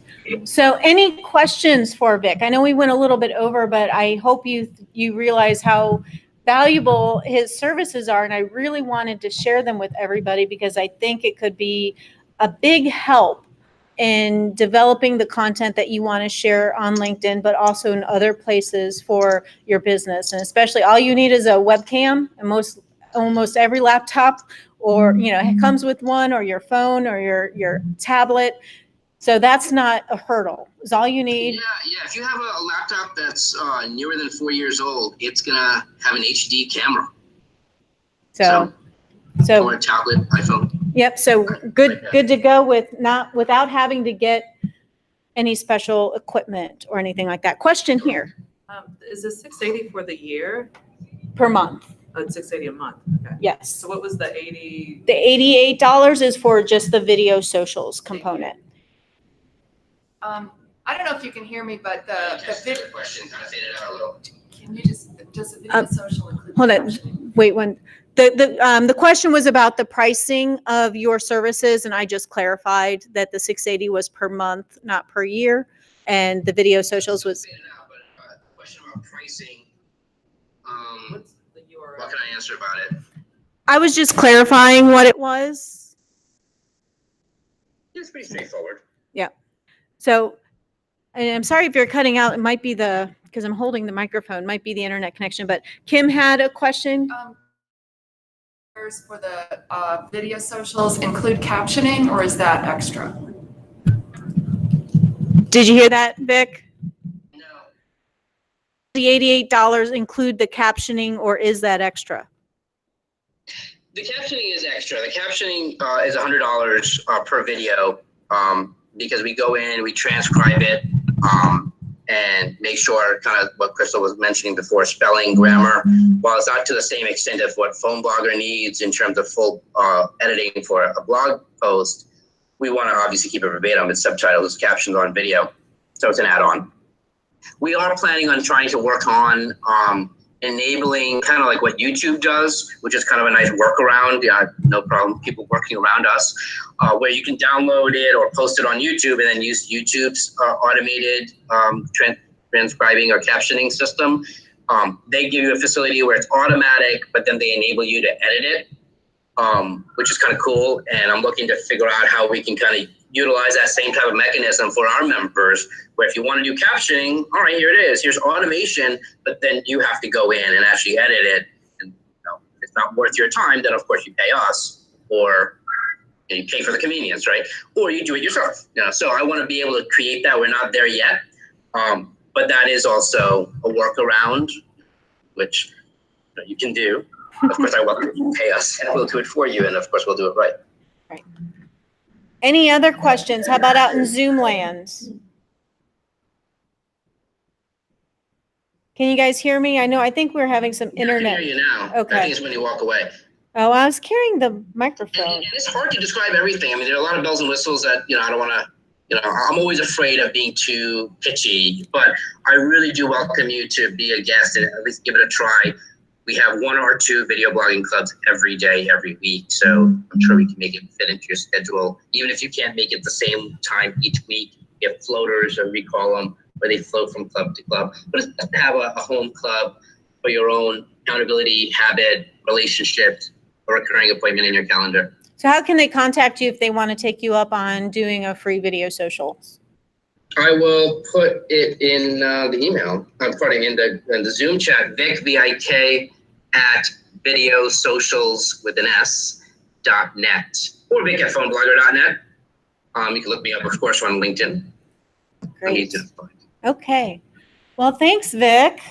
Thank you, Crystal. Any last questions before we say? You're welcome to stay on and learn from the rest of the LinkedIn Ninja Third Friday. But if you have to go, that's Unfortunately, I do have to go. Yeah, we're heading to the Culinary Institute of America, the CIA, the good CIA, for the weekend. So we're gonna have some good food for the weekend. Ooh. And I have to go and do errands for the kids. Okay. Well, sounds fun. Bring you into my world. So yeah, but I look forward to meeting each one of you individually. So definitely, please shoot me an email. We'll find a time that works. Thank you, Crystal. Thank you, Vic. Have a great weekend. Yep, you too, everybody. Bye-bye. Okay. So I'm going to go ahead and take back the screen. So what did you guys think about that? Isn't it pretty cool? What about you guys in Zoom? Did you guys find that helpful and interesting? If you can chat or not. But like I said, a lot of you received the email that I sent out last week where I just kind of asked, really, what's your biggest obstacle? And a lot of people came back with content. And so I was just like, ding, ding, ding. I met Vic. Vic actually reached out to me kind of more in a, telling me about video socials kind of thing. And you guys know I normally don't like that, but I looked at it, I was like, oh my God, this is kind of cool. So we've been having conversations for a while, and I have tried it out. While she's not here today, one of our other Dojo members, Liz Kitchell, she went in and she tried it out too. I introduced her to it, but I just think because there's so many people who struggle with using video, and video is so important that it's just for less than $100 that you can get 4 branded videos per month, and you don't have to do any of the tech other than what you have to do to set it up, give it a title, and that type of thing. I just think it's amazing. I almost think he's undercharging for that. And same thing with Phone Blogger. Being able to, if you were to outsource, your blog writing, you're going to be paying more than that for it. I agree with you in, if he's charging $680 a month for the written blogs, he should probably charge more for videos. Well, it's in beta, so it's new. But if you get in, that's why get in now. Right. Well, and also too, I think with Phone Blogger, I think they send out the email newsletters, and they take care of a lot more than just the editing of the images of the articles too. If you go to Phone Blog, there's a lot more that kind of comes with it. They help you do the promotion of it, so you don't have to. Okay, so let's go and jump into the questions. Take a look here, see if we can kind of pull some of them together. So Terry here wanted to know about lead generation. We're very broad there. LinkedIn's messages, how do I leverage all the different offerings in the best way? That's one question. Let's go to our members. SSI, which stands for the Social Selling Index. Is it important? How do you improve it? Let's see. So just keep learning, publish articles. Okay, so let's jump over here. Come on. So the LinkedIn's membership levels. So LinkedIn has premium that's built within their platform. Business premium runs roughly $60 a month, I believe is what the current pricing is. What it gives you is it allows you to have unlimited searching on LinkedIn. If you're at the free level, you cannot search as much as you want. There is a limit. LinkedIn will let you know when you get to 75% of that limit. And once you've reached it, you don't get to do any searching until the first of the next month. So depending on where that is. Also, so you get the unlimited searching, except for the job seekers level, which is the lowest level. But business premium, you get unlimited searching. The other thing that you get, but you are working with the free level search functionality. So if I open up, let me see here, we're running a little slow. Come on. So if I open up the advanced search, you click in the upper box right there, and you'll get a drop down, and you can select people.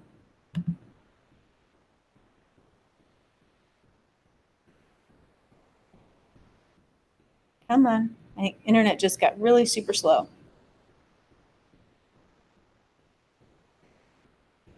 Okay. This is what you're going to get. If you notice up here, you have these buttons and then it says all filters. If you open up all filters, this is what's going to show you what you can search for, what filters you can use. So by connection level up to the second, they don't let you go to third degree in the free level of LinkedIn, and I don't believe even the premium. You can search a particular connection through a particular connections. If they allow you, they can turn that off, that they don't want their connections to see their connections, and then you cannot. Location, which is based on metro areas, and at the free level, it's all based on city level metro areas. So like, for example, in the Sales Navigator example that I showed you earlier where I picked continents, you can't do that. You can't pick states. So if I just wanted the state of Ohio, you can't do that in the free level using this functionality. If I scroll down here, you can search for people who are in specific current companies or past companies, an industry level, language, schools, contact interest, and then they have a few other specific search boxes so that you can search for particular keywords within a component. So if you're looking for a particular person, you can use that, or title is the one that I use most often, or the company, because if you use the company filters, it's going to search the people who have attached themselves to the company page. Not everybody will be attached to the company page. They may not have done it correctly when they were building their own profile. And actually, LinkedIn gives you the ability to not be associated with your company page if you don't want to.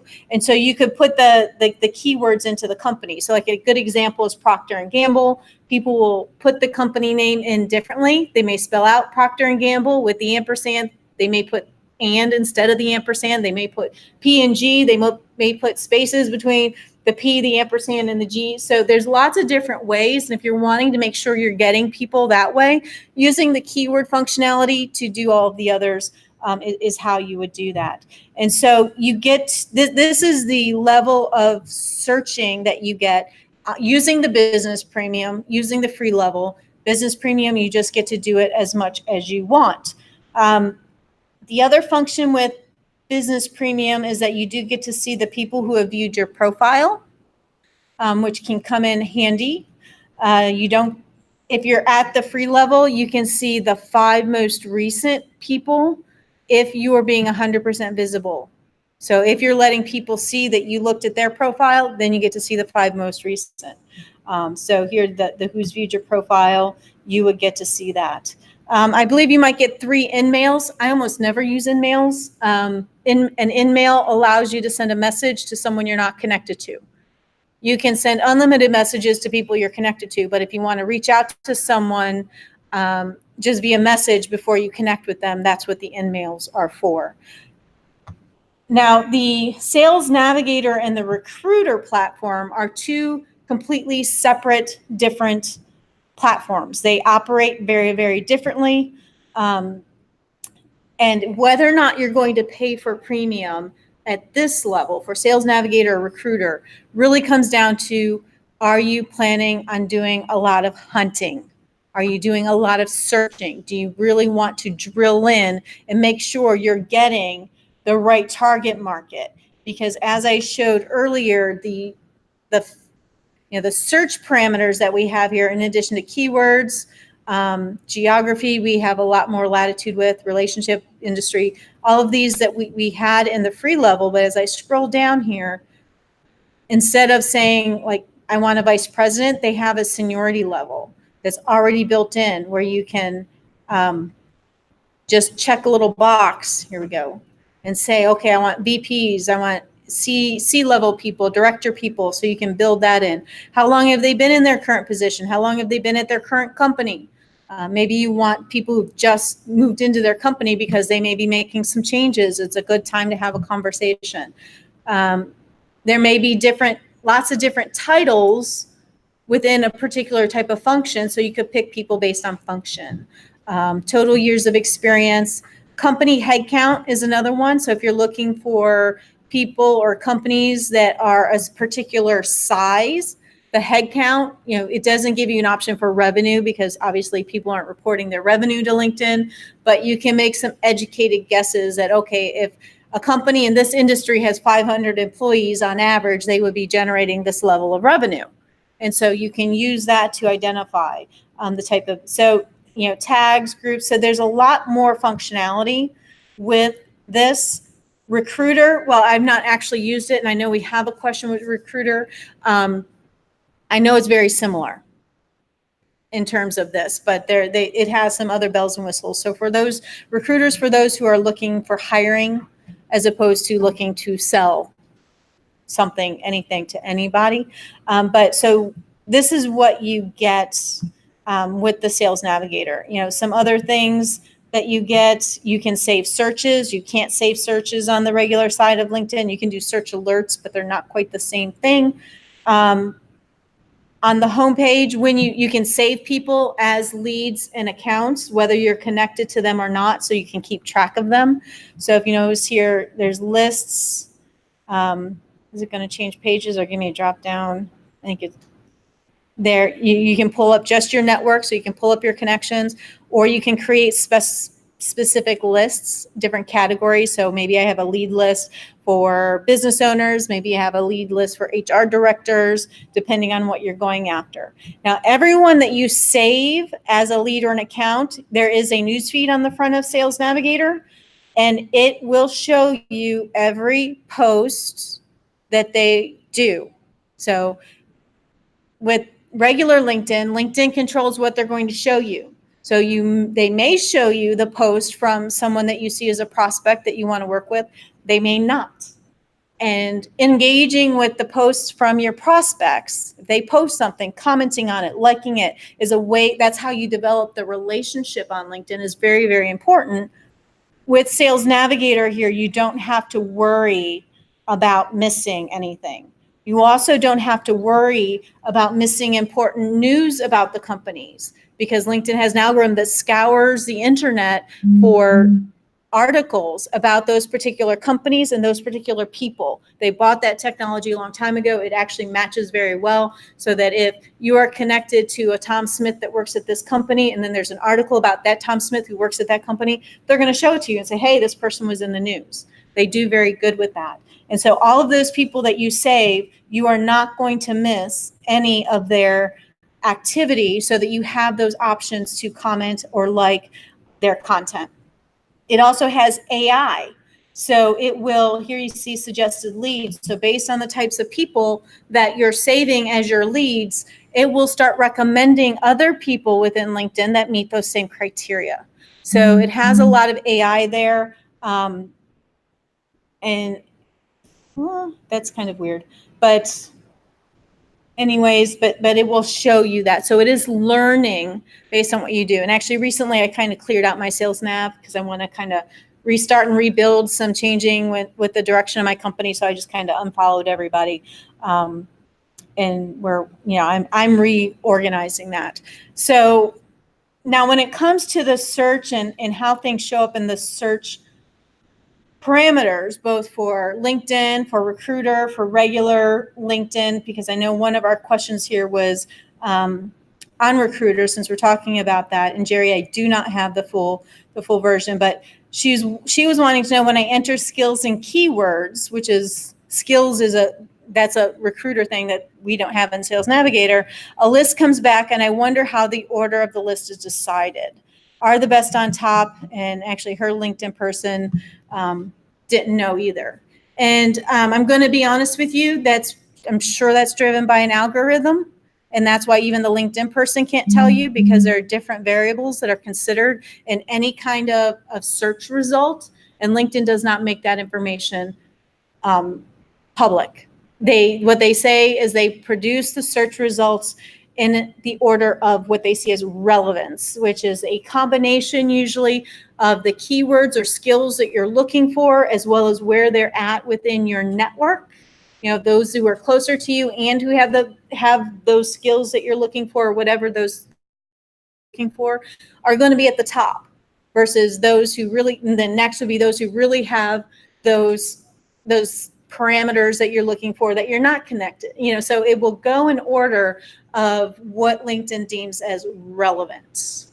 And there's no way to control that. Way back in the day, you could sort your search based on purely on keywords, they did away with that.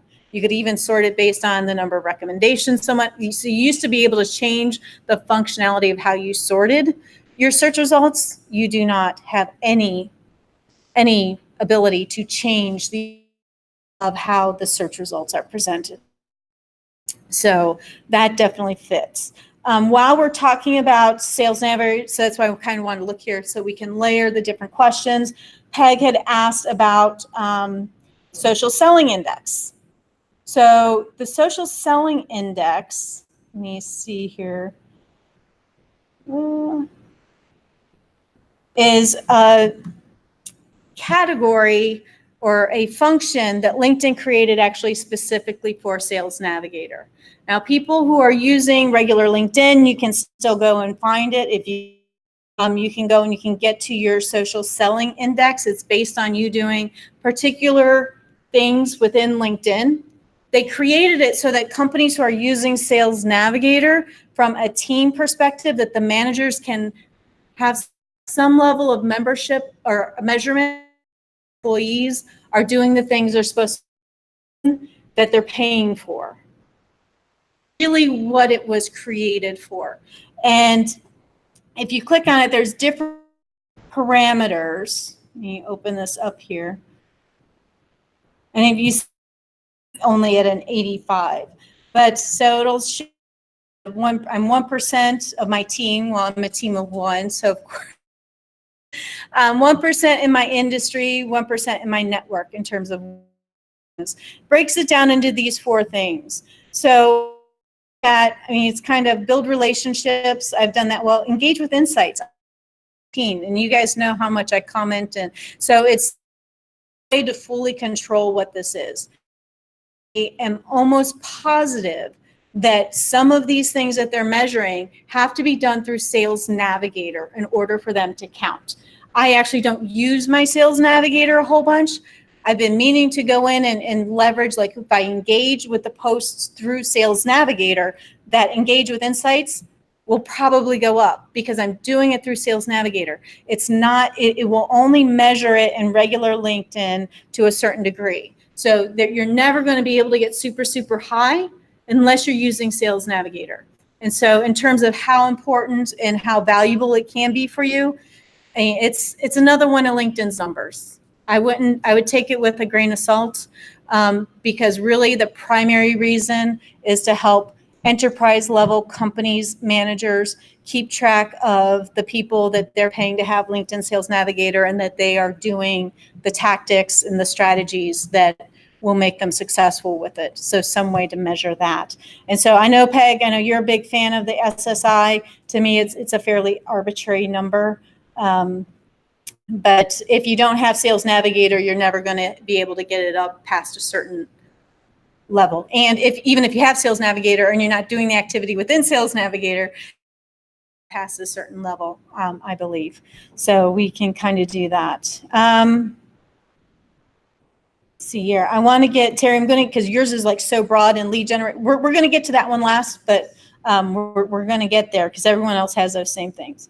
So Doris is asking, I frequently publish articles written by myself about relevant business topics.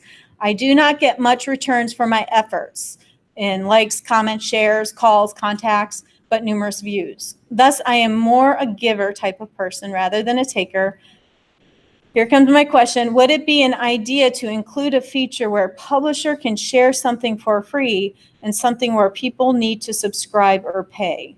I definitely will stop writing articles and post it for free. So the article functionality, was a big thing back in 2015. They launched that. They have really stopped promoting articles. So getting people to read your articles is actually very, very hard. Like here, if you notice in the far left corner here, my little stats views of your articles. So that would be my most recent one, only 88. And they're not in what views of articles count for. They actually clicked through and they looked at the article. But here you'll notice there's a thing to write an article. And so this is an actual full-blown blog article that you can create. You can format it. You have images. You can embed video. So this is the type of thing that if you were using Phone Blogger, you could repurpose them. Or if you didn't have a blog on your website, you could use them in this capacity. In terms of, well, one, everything on LinkedIn needs to be free. Obviously, you can't charge for it. But what you can do, what a lot of people fail to do, is put good calls to action at the bottom of the article to send them to your website, to send them to either sign up for a lead magnet. Articles are good for driving people into a lead magnet, which is something that gets them into your sales funnel. They have to sign up for it to get access to it. You also want to, let me see your articles. And so you could tell them if you had a subscription, you can include those links to it. But let me see here. I think I did this the right way. So engage with your key connections. I embedded, this was a video that I embedded in the article, just as another way. Because the thing with the articles is they stay a permanent part of your profile, whereas posts disappear. So they're really great for demonstrating expertise, particularly particularly for those things that you want to be known for. So here at the bottom, I did a call to action for more tips and to keep up with all of LinkedIn's changes. Follow my What the Heck Did LinkedIn Change Now blog, and here's the link. And so what you could do with these, Doris, is you could have those calls to action at the bottom to drive them to your website, where your website can be formatted appropriately to capture that traffic, to be able to capture those leads, to possibly funnel them into your paid newsletter or subscription. So I wouldn't put every single article you do on LinkedIn. I think you want to be selective and make sure at the bottom you're putting sometimes like an about. I didn't put an about here. Some of mine, I know I do put an about as far as who I am with links, to put that information at the bottom of the articles.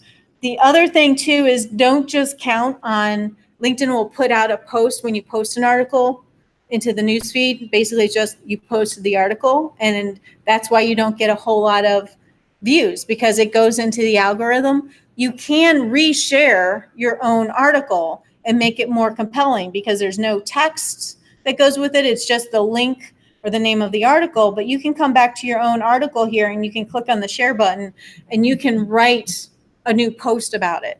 So you give it a couple of days the way LinkedIn did it, not getting anything, you can come in and you can reshare the article as your own post, but put the text there that will tell them a little bit more about what it is, that will get them to want to see it.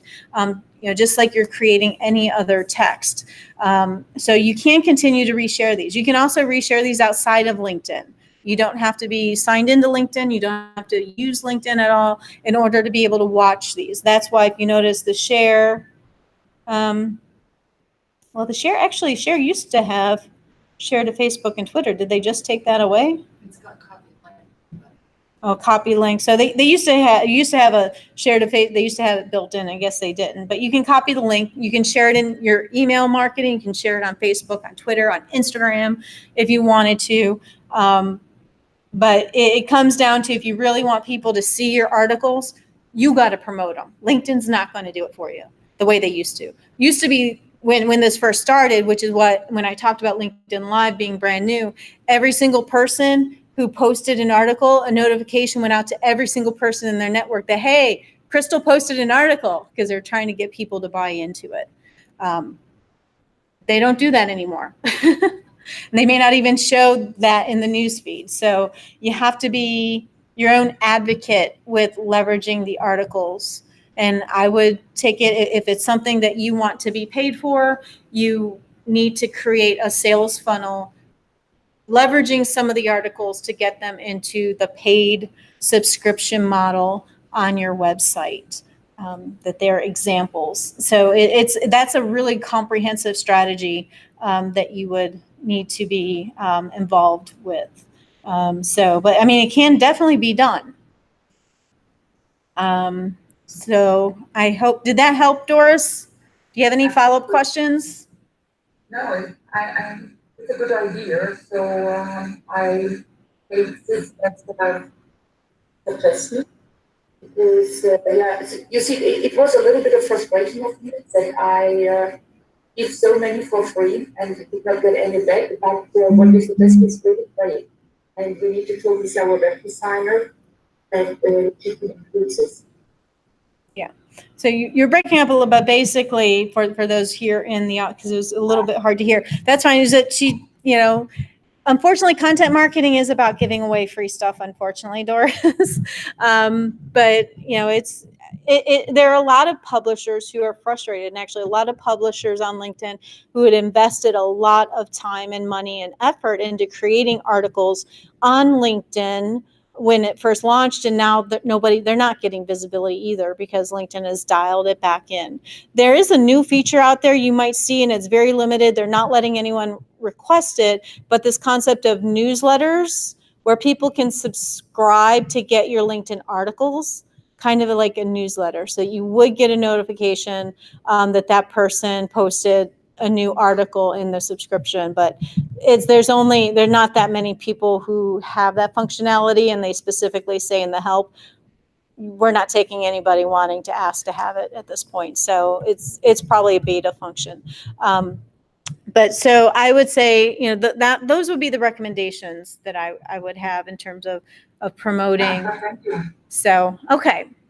Let's see, Kim's just want to keep learning. Let's see, please tell me in the group how we make our business name on our profile to light up and go to our website. Okay, so Lou, if what I understand is that when people are at your profile, you go ahead and pull Lou up. Ask you a question before you move on. Sure, hold on, let me bring the microphone over.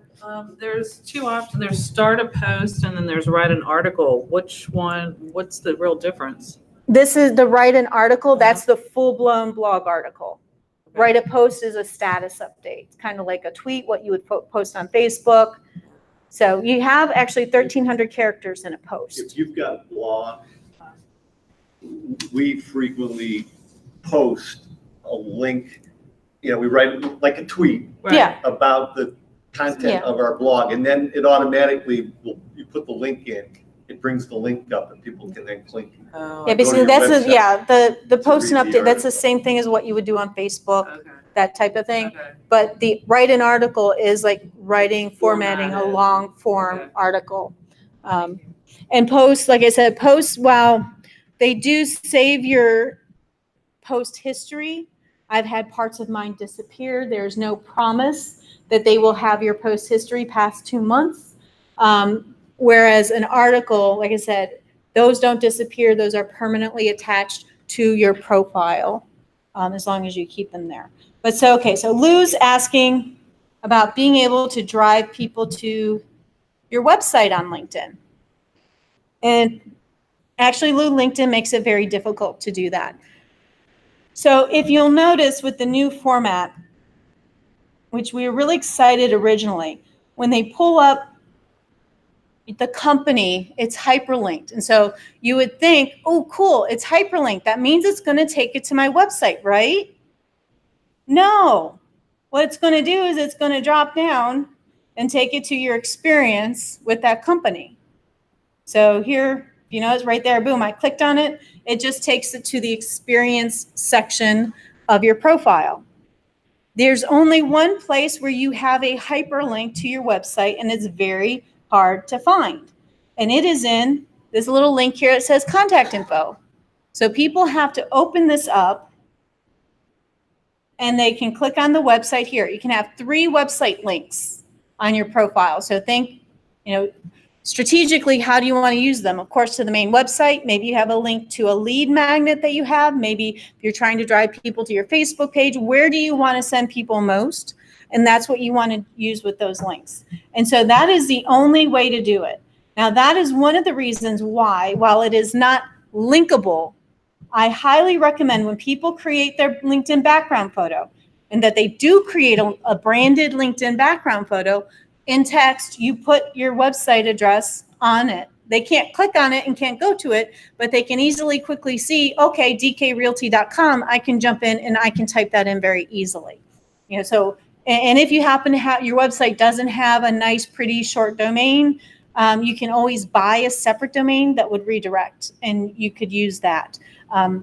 It's like, for example, one of my clients works for an investment firm in Canada, and each of them, they have kind of a sub website that's attached to the main one. And so the link to his portion of the website is like long and ugly. So I'm like, okay, now what you need to do is, he got, was it John Drode, RGMP, which Richardson, that's kind of the name of the company. And we were able to put that on the background photo. So that all they did was type that. In the domain settings, it was set to redirect to the long, ugly link. And that way he was able to just to tell people that, or another version, another one of the clients, while we're moving it to a landing page, it's currently on a MailChimp landing page, which you can create for free. And those are, you can make it a domain, but if you don't want to do that, or if you're using lead pages or Instapage and all of those things, they have long, ugly links usually with them. You can buy a short link. So like his was hawkphilanthropy.com is a guide on using philanthropy. And so he could tell people that, and it redirects to the ugly link. But you want to add the text. Ideally, you want to have your logo in this background photo too for your branding, and you want to have your website. You want to put your phone number there, you can. Actually, now, if you want to put your email address there, you can, because LinkedIn does allow you to make your email address visible to everybody if you want to, whether you're connected or not. That is no longer you have to keep it secret thing. So leverage this background photo to get people to your website by having that website address in the background photo. And for anyone who needs help with that, I do offer that as a service, that we can custom design that for you. So you had a question, Christine? Sorry. No, it's okay. The two little logos that are on DK Realty and can you add a visual in there? You see right under view and sales navigator, like mine just has a V and I want to put right. That's where the company page comes in. So if you've created a company page, you have your logo attached to your company page. So here, and your logo from the company page will show up here. Now, if it's just the little box, that means you don't have a company page, or you have a company page, you haven't linked to it, but this would be the company page. And this is where you get followers. And so again, Lou, I would say you'd want that same background photo. It has to be resized for a company page, but you want the same concept there, although you don't necessarily need the logo, because the logo is basically the profile photo of a company page. So people can follow. This is also too where there is a button to visit the website. So it's kind of a roundabout, but if people were to click on at the top of your profile, that DK Realty, it drops them down to the experience section. If they clicked on the DK Realty there, it's going to take them to this company page. And here you have a button to go and visit the website. So LinkedIn is making it very hard for you to send people away from LinkedIn, essentially. But the company page, I highly recommend, whether you're going to be active with it, because you can post status updates from it. Let's see, that's the about. It takes you to the about section of it, which is kind of good.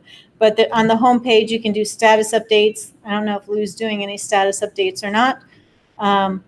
Nope, looks like we got an empty bottle. But you do have the basic information, and people can follow it. It's not a two-way. You can post stuff that goes out to them, the people who choose to follow. They have been putting now company page posts into the algorithm as well. So there is no guarantee the people who follow your page are going to see your posts either. You can sponsor updates, which means you're paying to put them in front of a specific audience, whether they're connections or not. You can decide, okay, I want them in this location, in this industry. You can drill in using very similar, but there's actually more filters than what you saw in the Sales Navigator search functionality, and you can pay per click or pay per 1,000 impressions to push that post in front of people who are not following your company page. But that's the only way to drive people to your page, other than doing your own status updates. That would have a link to your company page. But then if all it is a link to your website, but all it is a link to the website, It's an advertisement. LinkedIn doesn't like to promote those when you're trying to advertise. So it makes it difficult. So there's no real easy way to make your website link light up and send people there. Is that answering your question, Lou?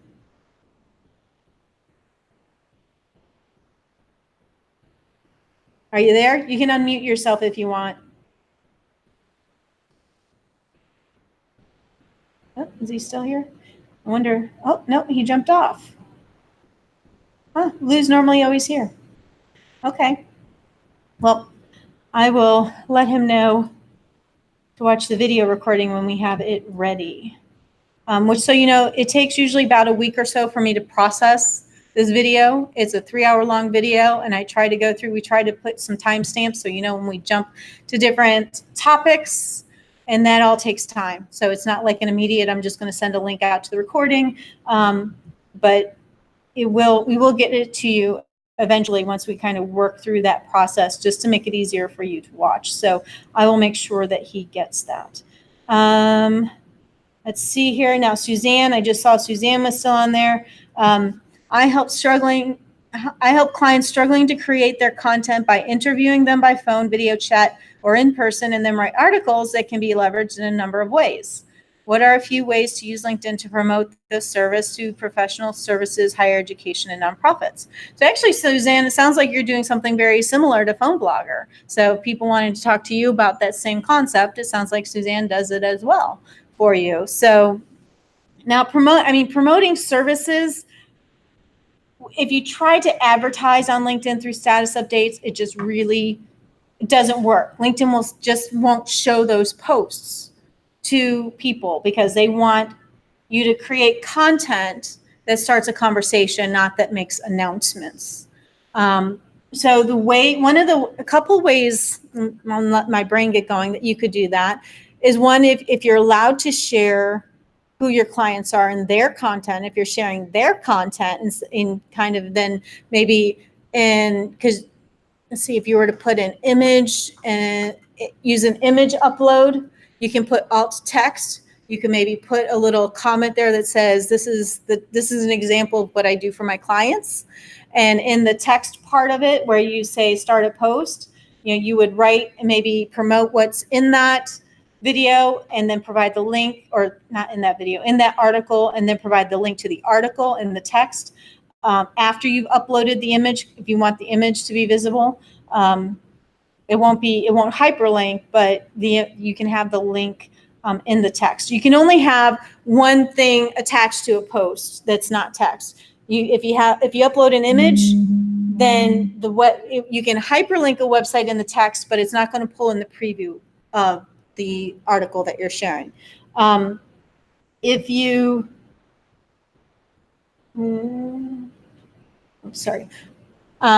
want to share a video and then you also want to have a link to something, you have to do that in text. So you can, if you want, and actually it's better that way.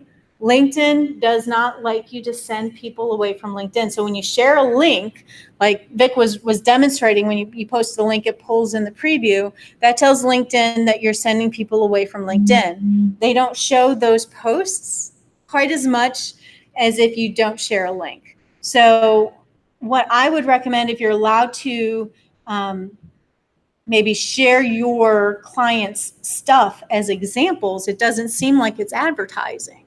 If you're allowed to do that. The other thing would be, posts around just the concept of, working with a writer to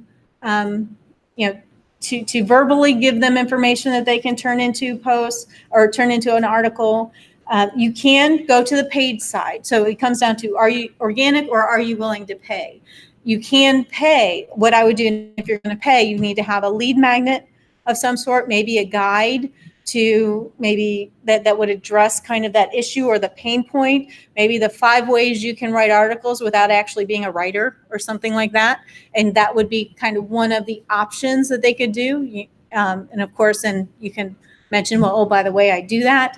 And you could use the paid sponsored update services to push that post into the newsfeed of particular people. So hold on, one question?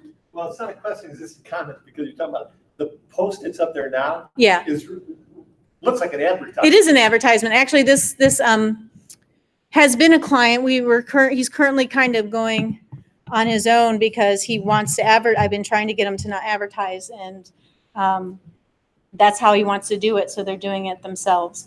I just thought it was ironic because Yeah. you're talking Yeah, about no, and that's why he's squelch advertising. Yeah. That- well, and they don't go very far. That's kind of why he brought me in, but they didn't want to use the more creative approach. They were just not comfortable with it. Now, I will say one thing for that type of market, because actually some of those advertisements that he's done in the past have gotten great traction, is that real estate is a different industry when it comes to that stuff, because both people on either side are both salespeople, so they're both open to sales content, So I have found that industry in particular, you can be a harder sell. So Lou, who's not on here, he's usually on here. He's in real estate too, and he has a much harder sales message when he's communicating with people, but he's communicating to other real estate agents who are also selling, because you're on both the buy and the sell. So they're open to that a lot more than most other people are. So to me, that industry is a little bit different. But question? I'm just trying to, is this an ad? What is this? No, this isn't. This is just a post. I refreshed that one that he was talking about, Right. went away. It seems. Let's see. No, it's just a regular post, but this is another one that looks like an ad. It's basically an ad. So how far that's going to go, I don't know. Makes it look like an ad just because pictures in there. Yeah, the picture. Can you scroll to ad so we Can scroll to what? to an ad so we can see the difference? Let me see if I mean, the ad looks like a regular update. It just says sponsored on it. So here, or promoted. It's the content of that one That makes it an His advertisement. call to action is, he's saying, here's my service, let's chat. So he's basically saying, periodically, it's a promotional post without being a paid. Yeah, actually, this is kind of more of a recruiting, but it's kind of the same thing. But the content of the post is essentially an advertisement. And is that viewed negatively? I know like Yes. Oh, it is. So Yes. This is not a good thing to do. This is not a good thing to do. And like I said, Anthony's tend to work because those are what are known as a tombstone that he puts out there, and that he will get a lot of other real estate people liking it and doing it because they're, in the industry, they're high-fiving the success, so that's what drives his stuff faster, is that his people will engage with that kind of content. But most people, like Farm Bureau Insurance, would you engage with an ad about insurance? It's an update, but an update that is essentially an ad. Would you engage with that? And most will not. So this is not going to go very far. It's definitely not going. It's gotten one like that, helps it a little bit. But here, right below this is a sponsored update from SAP. It looks exactly the same. You can do exactly the same stuff. Actually, you can do more, but it says promoted underneath it. So you can add videos in your sponsored updates that even have kind of a carousel thing to go through slides. So there's different things that you can do, but you can pay just like any other social advertising per click and per 1,000 impressions. Now, LinkedIn is on the expensive side of this type of advertising, but you get really, really good targeting for it. But it works a lot like Facebook ads does. I would say you don't do it yourself. You got to make sure you have a really good sales funnel in place, unless you're just trying to build awareness. If you just wanted to drive people, share your thought leadership. But most people use these for some sort of a sales magnet, sales funnel type of thing, except the larger companies, but the smaller companies typically do. So, promoting the service, it really comes down to the thought leadership, and talking about how content really helps your clients in terms of getting more business for them and how successful you've been with it, and maybe some examples of certain clients and that type of thing. That would be the only way that I really see promoting a specific service. You might want to go check out Vic's LinkedIn profile, because he promotes and see what he's doing, because obviously he's promoting those services as well. But but it really is about staying front and center and just making people aware. Of course, on your profile is another place, explain that it's now called an about section, not a summary. They changed the title of it, but you can, address that as part of what it is that you do to help your clients in the about section as well. So there's different places within your profile that you could integrate that type of information into them. So Suzanne, does that help?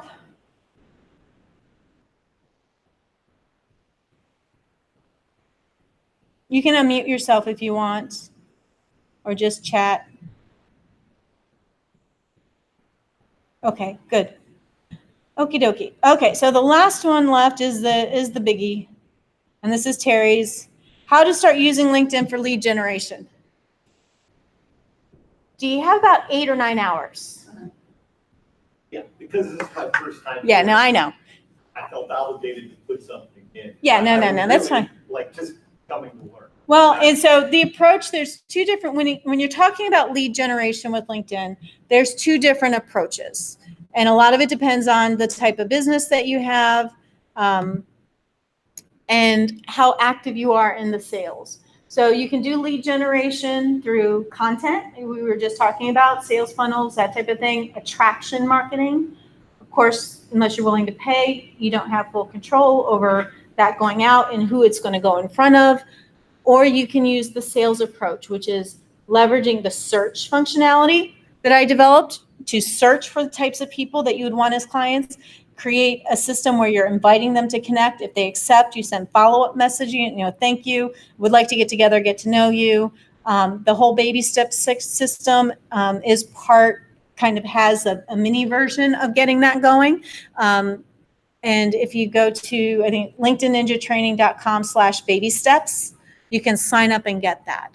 In the dojo, those who are in the dojo, I just updated both the baby steps and the full DIY lead gen template that you can download. So the dojo is my membership program. There's a lot of content online. And one of those things is basically the template when people hire me to create their own custom lead generation system through LinkedIn, that it will tell you what to plug in and how to create and examples for you to create it yourself is in there.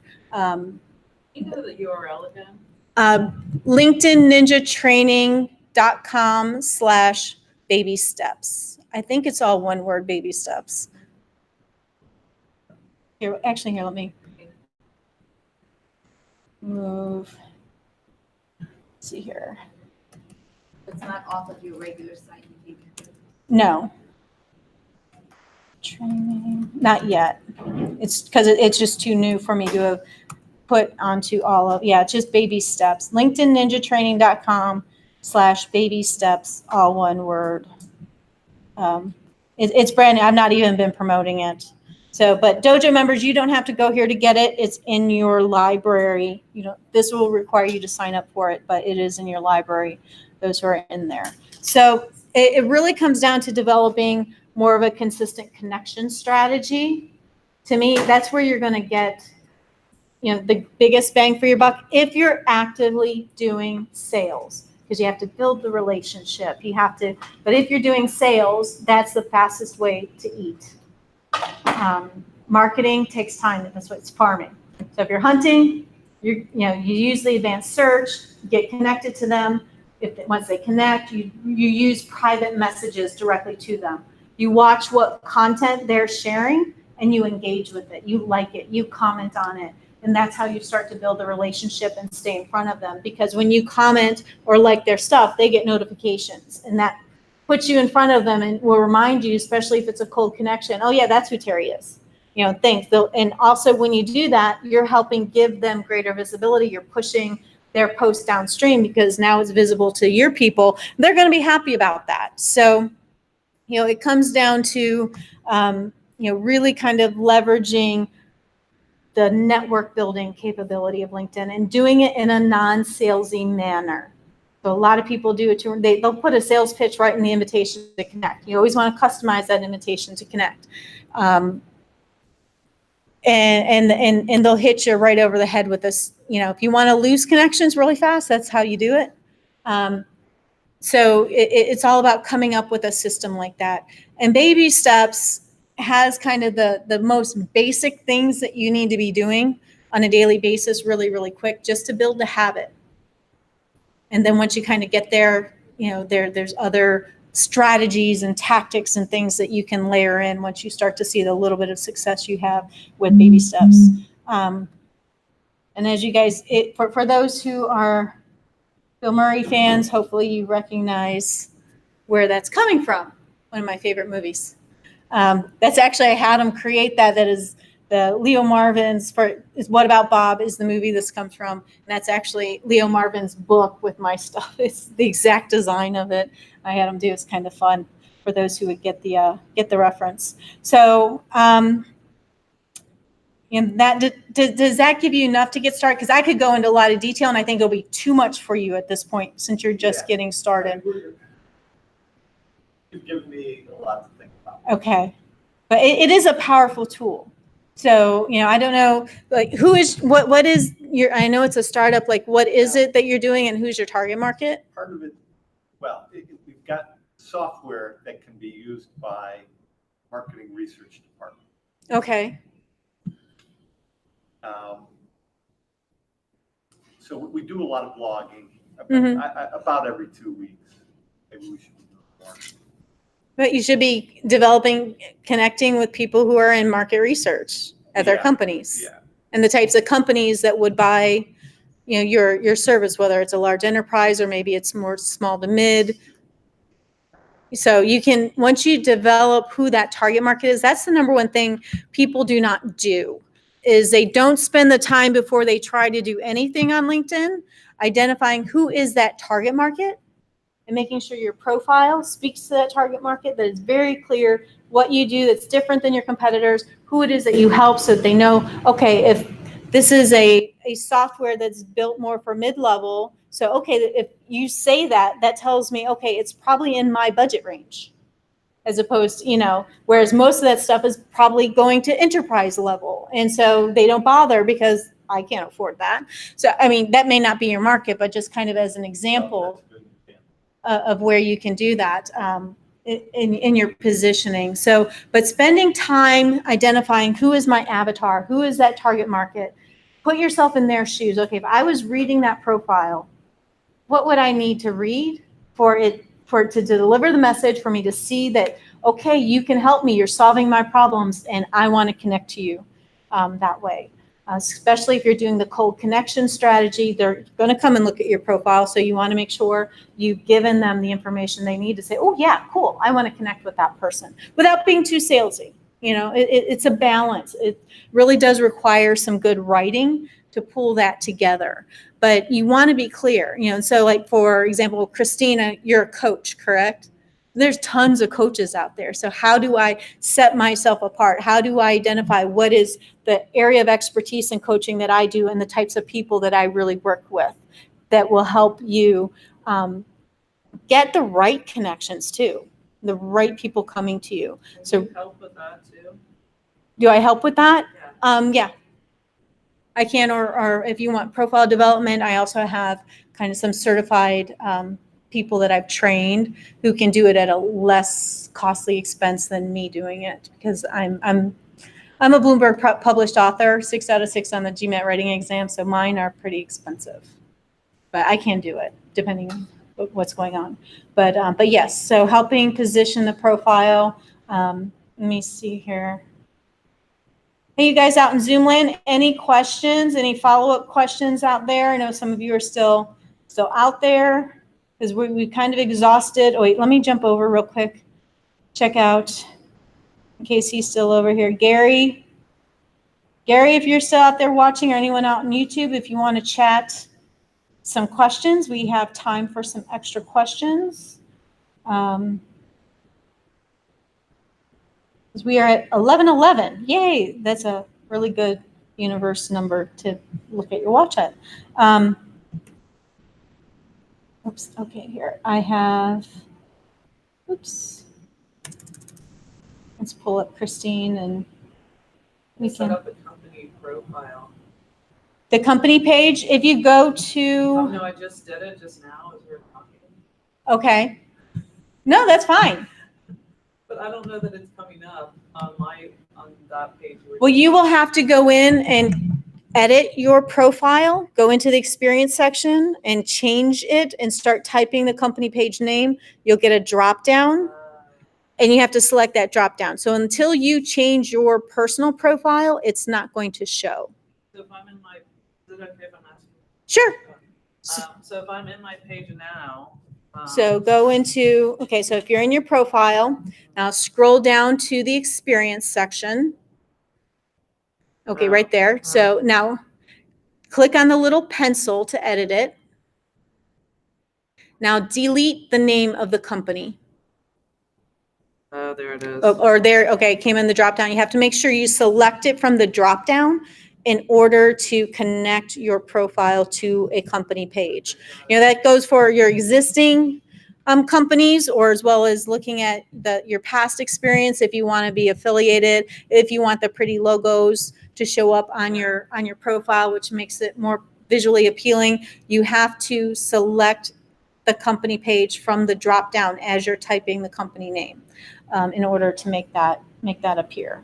So yeah, so for example, like Christine, your headline here, certified life mastery coach, trainer, speaker, doesn't really tell me a whole lot.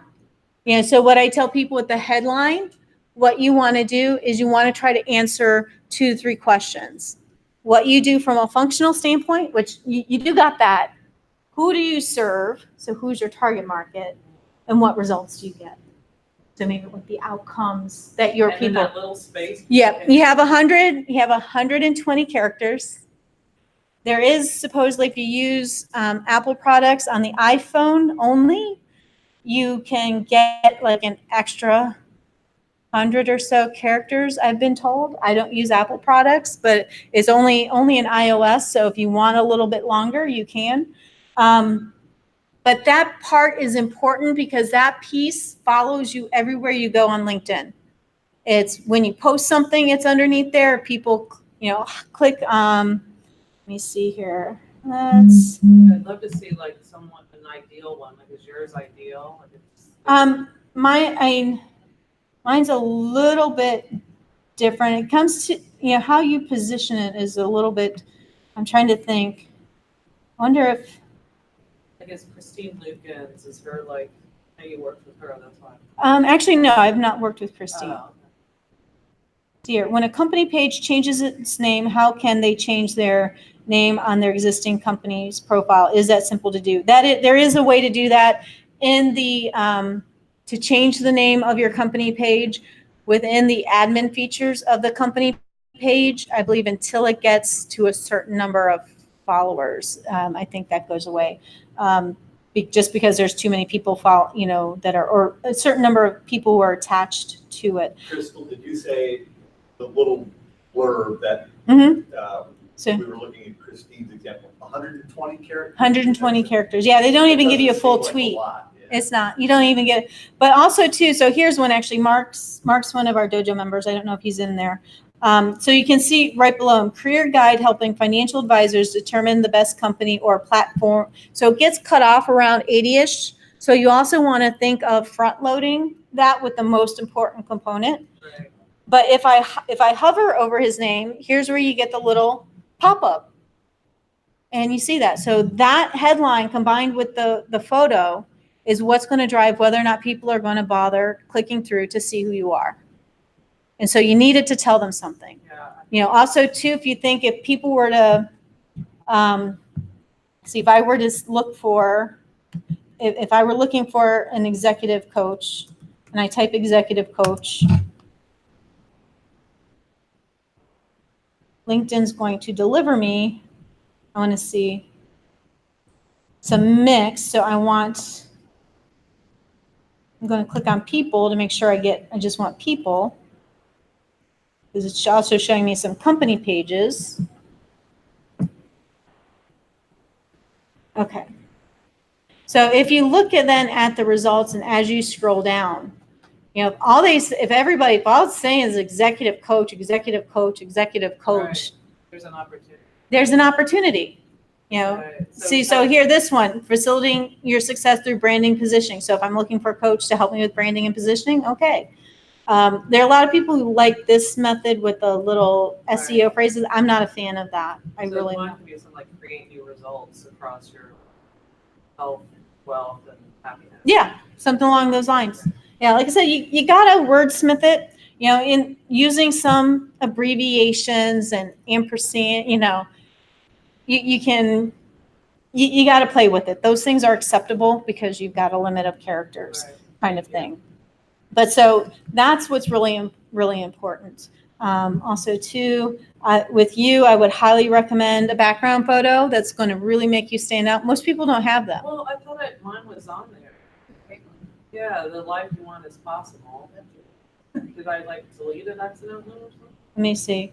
Maybe because sometimes if the connection's slow, it doesn't pull those in.